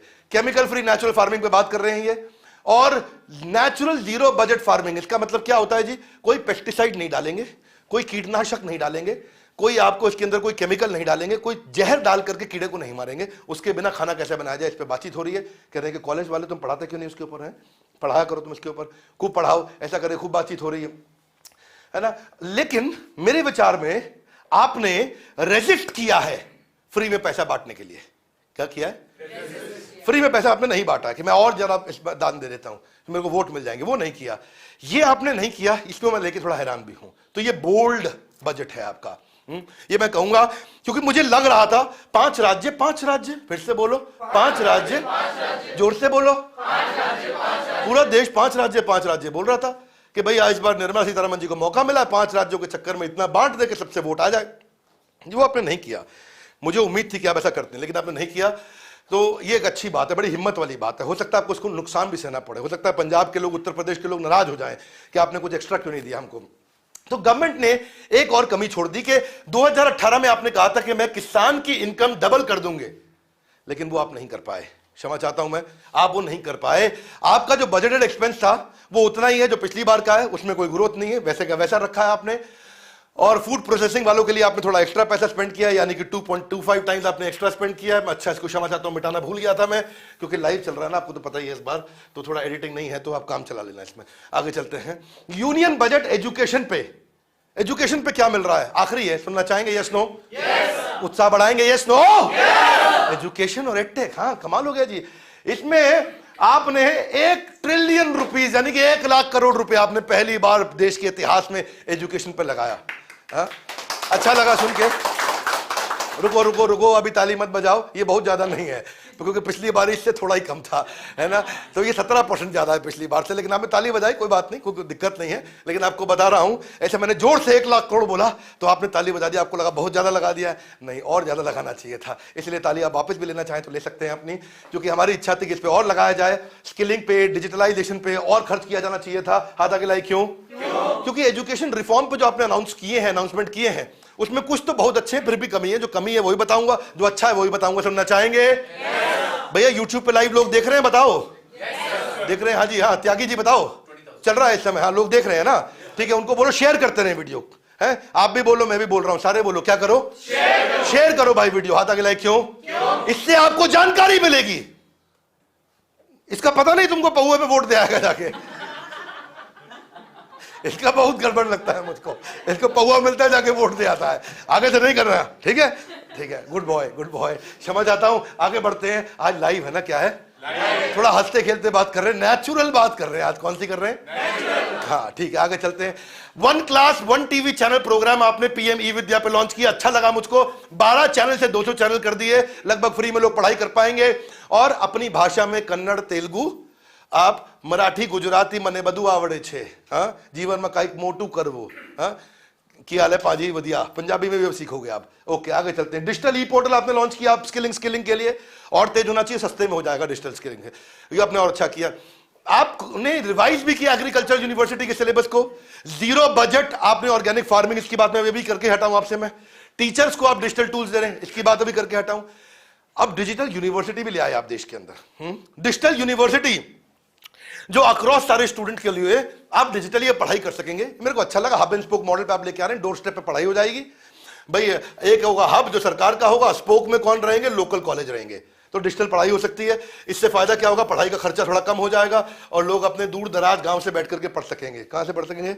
गांव से बैठ के पढ़ सकेंगे। स्किलिंग अप स्किलिंग रीस्किलिंग, आपने जो है ना ड्रोन शक्ति पे काम किया, मैंने बता चुका हूं उसके बारे में, वो किसान वाले में मैंने कवर कर लिया, पर फिर से बता रहा हूं ये एजुकेशन से भी संबंधित है। तो आपने इसके बाद स्किलिंग में आपने प्राइवेट पब्लिक पार्टनरशिप पे आपने काम किया, अच्छा लगा मुझे उसको देख करके। आप टेक्नोलॉजी और एजुकेशन पे काम किया आपने, अच्छा लगा मुझे, लेकिन कोई डायरेक्ट एलोकेशन टीचर ट्रेनिंग पे नहीं है। आपका इंडियन एडमिनिस्ट्रेटिव सर्विसेज है, इंडियन फॉरेन सर्विसेज है, इंडियन पुलिस सर्विसेज है, आपको ऐसा इंडियन टीचर सर्विसेज भी लाना चाहिए। You with me? Yes no? अगर इंडियन टीचर सर्विसेज ले आओ और उनको पढ़ाई करके ऐसे ट्रेन टीचर लेकर के आ जाओ, भैया क्रांति आ जाएगी देश के अंदर। क्योंकि माता पिता के बाद सबसे ज्यादा शिक्षा आपको गुरु दे सकता है। जो आपको शिक्षा देता है वो आपका चरित्र निर्माण करने में सबसे ज्यादा काम कर सकता है। हब एंड स्पोक मॉडल पे अपने डिजिटल यूनिवर्सिटी लेकर के आया, लेकिन केवल 3% इंडिया ही अभी इसके लिए रेडी है। यानी कि अभी भी उनके पास बढ़िया लैपटॉप नहीं है, बढ़िया मोबाइल नहीं है। तो इसमें कुछ समय लगेगा, परंतु इसका मतलब ये नहीं कि आपने गलत किया, ये काम आपने अच्छा ही किया है। और इंडिया को रेडी होना इसके लिए आपने, मुझे ऐसा लगता है कि आपको एजुकेशन लोन पे इंटरेस्ट कम कर देना चाहिए था। क्या एजुकेशन लोन पे इंटरेस्ट कम कर देना चाहिए था? हमारे देश में पिज्जा जल्दी आता है, एम्बुलेंस देर से आती है, होम लोन सस्ता मिलता है, एजुकेशन लोन महंगा मिलता है। क्या मेरी बात समझ आ रही है? हाँ जी। इसके लिए आपको जीएसटी हटा देना चाहिए। एडटेक पे भी, एडटेक पे आज आप 18% जीएसटी ले रहे हैं, 5 कर दो भैया, हो सके तो 0 कर दो। क्योंकि एडटेक भी तो पढ़ाई है, एडटेक भी तो पढ़ाई है। आज अगर किसी का बायजूस का, वेदांतु का, सिंपली लर्न का, इसका उसका, आपका अपग्रेड का, अनअकैडमी का, बड़ा बिजनेस का, कितने किसी का भी कोर्स लेते हैं, 18% जीएसटी आम आदमी को देना पड़ता है। क्यों? समझ नहीं आता। सौतेला व्यवहार कर देते हैं कभी किसी के स्टार्टअप के साथ, सौतेला व्यवहार कॉर्पोरेट के साथ में, आपका वो आपका अपना बच्चा। ये मुझे गलत लगता है, इस पर आपको ध्यान देना चाहिए। क्योंकि आज हमारे देश के अंदर 5000 से ज्यादा एडटेक कंपनीज काम कर रही हैं और वो आज करोड़ों लोगों को पढ़ा रही हैं। उस पर काम होना चाहिए। कन्वेंशनल स्कूल को जब आपने एग्जेम्प्ट किया जीएसटी से, तो एडटेक को भी जीएसटी से आप एग्जेम्प्ट करिए। कनाडा में जाकर के देखिए, वहां जीएसटी लगता ही नहीं है कोई एडटेक के ऊपर। डिजिटल लर्निंग 8 गुना बढ़ चुकी है। कितना? 8 गुना बढ़ चुकी है। देश में 5000 एडटेक स्टार्टअप है और एडटेक स्टार्टअप एक फलता फूलता क्षेत्र है हमारे देश का। और आप देखिए, जब 95% डेटा चीप हो गया 2013 से 2023 की तरफ जाओगे आप, तो जो चीज के लिए पहले 100 रुपए लगता था, आज 5 रुपए लगता है डेटा के लिए। क्या मेरी बात समझ आ रही है? जब डेटा इतना सस्ता हो गया तो अडॉप्शन हो रहा है, तो उसको आपको फायदा उठाना चाहिए। ये देखिए, एमएसएमई, एंटरप्रेन्योर, सोलोप्रेन्योर सबसे बड़ा मार्केट है। इस पे काम नहीं हो रहा, इस पे हम बड़ा बिजनेस वाले काम कर रहे हैं। हमने बहुत मेहनत किया इसके ऊपर कि हम लोगों को, भाई कॉर्पोरेट के पास पैसा है कमाने के लिए, स्किल बिल्डिंग वाली जो नीचे की मार्केट है उस पर सरकार फ्री में दे रही है। ये बीच का जो बचा हुआ देश है, जो आम आदमी जिसकी बात मैं शुरू से कर रहा हूं, उसके लिए कुछ नहीं है। और फिर भी मैं बताऊंगा कि इस वीडियो को सबको पहुंचाइए। मैंने एक निष्पक्ष आपको आज राय रख करके दी है, निष्पक्ष तरीके से बढ़ा है। अगर आपने ऐसा किया, इसके ऊपर से आपने टैक्सेस हटा दिए, तो ज्यादा कोर्सेज बिकेंगे, ज्यादा लोग पढ़ सकेंगे, ज्यादा लोग अपने स्कूल की, कॉलेज की, एंटरप्रेन्योरशिप की पढ़ाई कर सकेंगे। बहरहाल एजुकेशन प्लेयर्स भी अपनी कॉस्ट को कम कर सकेंगे और फायदा मिलेगा। आप अगर टीचर ट्रेनिंग के लिए और फंड्स लगा सके, टीचर्स को आज ज्यादा, क्योंकि आज का टीचर कल का फ्यूचर, आज का टीचर कल का फ्यूचर। चाइना में देखो ना, अब पहले अमेरिका देखो, चलो चाइना की बहुत बात कर ली आज। अमेरिका अपने एक टीचर पे 15,000 रुपए इन्वेस्ट करता है ट्रेनिंग के लिए। इंडिया अपने एक टीचर पे 250 रुपए इन्वेस्ट करता है ट्रेनिंग के लिए। क्या मेरी बात समझ आ रही है? आंकड़ों पे बात करता हूं भैया, मैं थ्योरी बात नहीं करता हूं आपसे। आज एक वन टाइम इन्वेस्टमेंट भी पर टीचर वो 12 लाख रुपए स्पेंड कर रहे हैं। इंडिया में ऐसा कोई इन्वेस्टमेंट प्लान नहीं है। तो टीचर अच्छे नहीं होंगे तो क्या एजुकेशन होगी? Education tick in the box. क्या टिक इन द बॉक्स? भाई पढ़ के निकल गया, लेकिन अनएम्प्लॉयमेंट से ज्यादा बड़ी समस्या अंडर एम्प्लॉयमेंट। इंजीनियर की तनख्वाह 12,000 रुपए मिल रही, चौकीदार से कम। आपको मालूम है भाई, एक वो बेचारा लड़का गया उसके पास, एक अपना बाइक ठीक कराने मैकेनिक के पास, तो उसने ठीक करने के बाद 1 घंटे के बाद उसने 800 रुपए लेबर सर्विस मांग लिया। तो इंजीनियर ने उसको बोला, 800 रुपया लेबर से चार्ज ले रहा है तू बाइक ठीक करने का, ये तो बहुत ज्यादा है। तो लेबर ने बोला, सर जब मैं इंजीनियर था तो मुझे भी इतना नहीं मिलता था। तो इसका मतलब क्या है, बेचारे इंजीनियर को भी आज बुरा हाल हो गया है, नहीं समझ पा रहे हैं। तो आज मुद्दा यह है कि इसका इंपैक्ट ऐसा है कि अगर टीचर अच्छे होंगे तो जैसे चाइना का 15 गुना ज्यादा स्किल्ड लेबर है, हमारे पास भी फर्क आएगा। टीचर ट्रेनिंग पे आपको 3 गुना लगाना चाहिए पैसा। जितने हमारे देश के गुरु हैं उनको भी, वो बेचारा क्यों आज एक टीचर इतना पढ़ने लिखने के बाद 30,000 रुपये महीना कमाता है, इसलिए वो कुछ कर नहीं पा रहा है, कोई टीचर बनना नहीं चाह रहा है। डिजिटल यूनिवर्सिटी हो सके तो और बढ़ाइए। 1100 यूनिवर्सिटी है, क्षमा चाहता हूं, उसमें एक और कैटेगरी है, उसको जोड़ दूं तो 1300 यूनिवर्सिटी हो जाती है हमारे देश में। 1300 में से आपने केवल 38 यूनिवर्सिटी को डिजिटल डिग्री देने का राइट दिया है, उसको और बढ़ाइए प्लीज। उसे मैं प्रार्थना करूंगा आपकी ब्यूरोक्रेसी से इस पे काम किया जाए। और ज्यादा जितनी यूनिवर्सिटी दे सकेंगे डिग्री ऑनलाइन, उसका फायदा क्या होगा, ज्यादा बच्चे कम पैसों में कोर्स कर पाएंगे अपने गांव में बैठ करके। और अगर आपने इंटरेस्ट रेट स्टूडेंट लोन आपने सस्ता कर दिया, क्या कर दिया, स्टूडेंट लोन सस्ता कर दिया। और देखो होम लोन जो है आप 6.5-7% पे दे रहे हो, 6.7% पे दे रहे हो। और आपको ईएमआई चुकाने के लिए कितने साल मिलते हैं, 20 साल। 20 साल आराम से दो भैया, नहीं मैं जल्दी दूंगा, अरे आराम से दो भैया, नहीं अभी ले लो, नहीं आराम से लो भैया, आराम से दो, काहे जल्दी लगा रहे हो, उस पर आराम से लेता है पैसा। लेकिन एजुकेशन लोन कितना 10% पे है, भैया आराम से दूं, नहीं फटाफट दे दे, 5 साल में पैसा लूंगा। ये दिक्कत हो रही है। एजुकेशन लोन 5 साल में चुकाना पड़ता है, होम लोन 20 साल में चुका लो। एजुकेशन लोन 10% पे मिल रहा है, होम लोन 6.7% पे मिल रहा है। इसी चक्कर में एनपीए बढ़ गए हैं इस समय 148%। बच्चे लोन चुका नहीं पाते क्योंकि नौकरी अच्छी लगती नहीं, तो पूरा साइकिल डूब रहा है इसके चक्कर में। इसलिए आपको रिक्वेस्ट करेंगे, अगर एजुकेशन लोन को भी आप इसको 5 साल से हटा करके 20 साल में बच्चे को बोल दे बेटा आराम आराम से दे दो, कोई बात नहीं, कमाते रहना देते रहना। क्या बोल रहा हूं, गरीबी में भागीदारी कि ग्रोथ में भागीदारी? Very good. और ये 20 साल करके, और इसको भी इंटरेस्ट रेट इसका भी कम होना चाहिए, आप होम लोन के बराबर कर दीजिए, तो लोग पढ़ेंगे। अरे भाई मकान खरीद लेगा बाद में, क्या दिक्कत आ रही, पहले पढ़ने तो दो उसको, तुम खरीदेगा मकान, और खुद ना केवल खुद खरीदेगा, दूसरों का भी खरीदवाएगा। अगर पढ़ेगा इंडिया तभी पढ़ेगा इंडिया। समझ नहीं रहे बात को? तो आप बजट एलोकेशन एजुकेशन पे थोड़ा और बढ़ाइए 40%, क्योंकि जो आज जो हमारा यूथ है वो 18 साल से कम उम्र का है। 40% आबादी देश की, कितनी?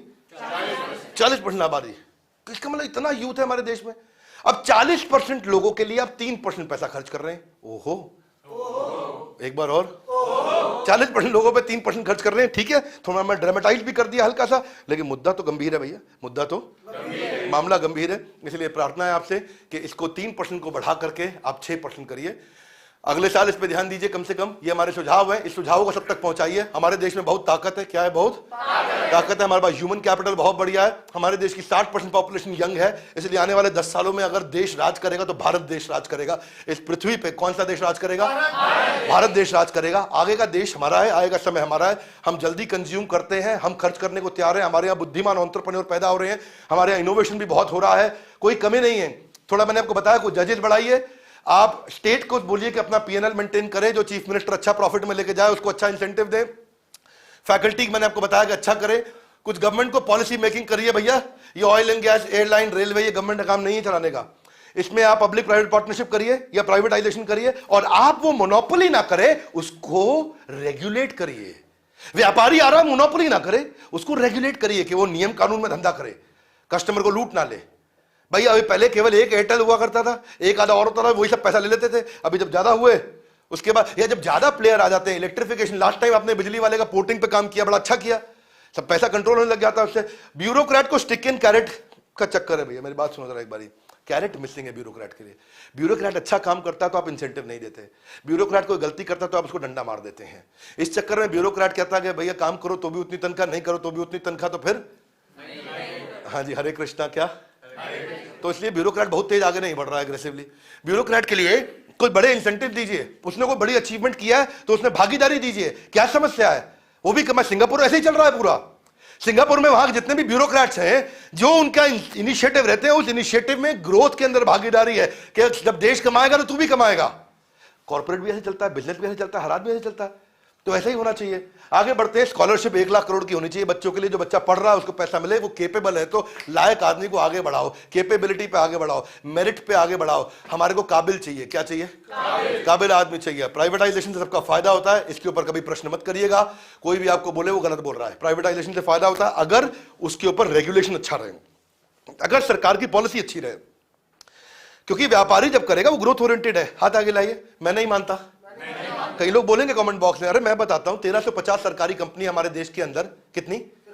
अगर 135 भी प्रॉफिट में होती तो मैं कह रहा था सरकार को करने दो, उसमें से केवल 83 प्रॉफिट में है, बाकी सारी लॉस में है। हाथ आगे लाई। क्यों? अरे सरकार का काम नहीं है धंधा करने का, उनका काम है पॉलिसी लेकर के धंधा करने वालों को कंट्रोल करने का। क्या मेरी बात समझ आ रही है?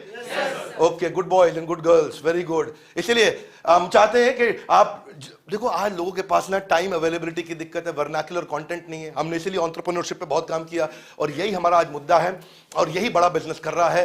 यही हमारा एक इनिशिएटिव है कि हम लोगों का बिजनेस बड़ा करने में मदद करें, उनको एजुकेट करें, उनको लर्निंग दे। अगर आपको ये वीडियो पसंद आया, शेयर कर देना। मेरा काम आज आपको एजुकेट करने का था।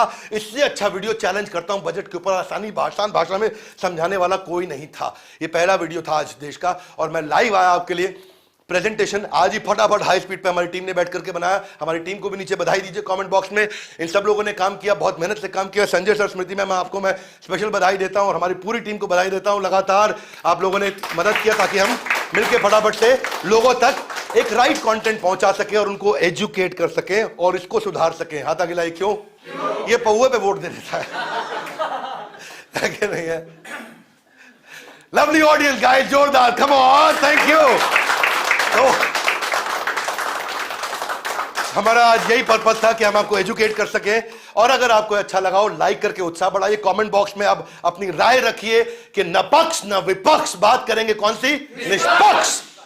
शेयर करिएगा, लोगों को एजुकेट करिए। एक साइड की बात नहीं, दोनों साइड की बात करना चाहते हैं। हमारे साथ जुड़े रहने के लिए एक बात और बता रहा हूं, बड़ा बिजनेस का ऐप डाउनलोड करना, उसमें हमने फ्री पे कम्युनिटी लॉन्च कर दिया एंटरप्रेन्योर्स के लिए, वो कर लेना। अब वापस हमारे साथ जुड़े रहने के लिए, हर बार वापस आके वीडियोस को देखने के लिए, वर्ल्ड के नंबर 1 एंटरप्रेन्योरियल चैनल को सब्सक्राइब करने के लिए आप सबका हृदय की गहराई से प्रेम पूर्वक बहुत बहुत धन्यवाद। Loud guys, come on.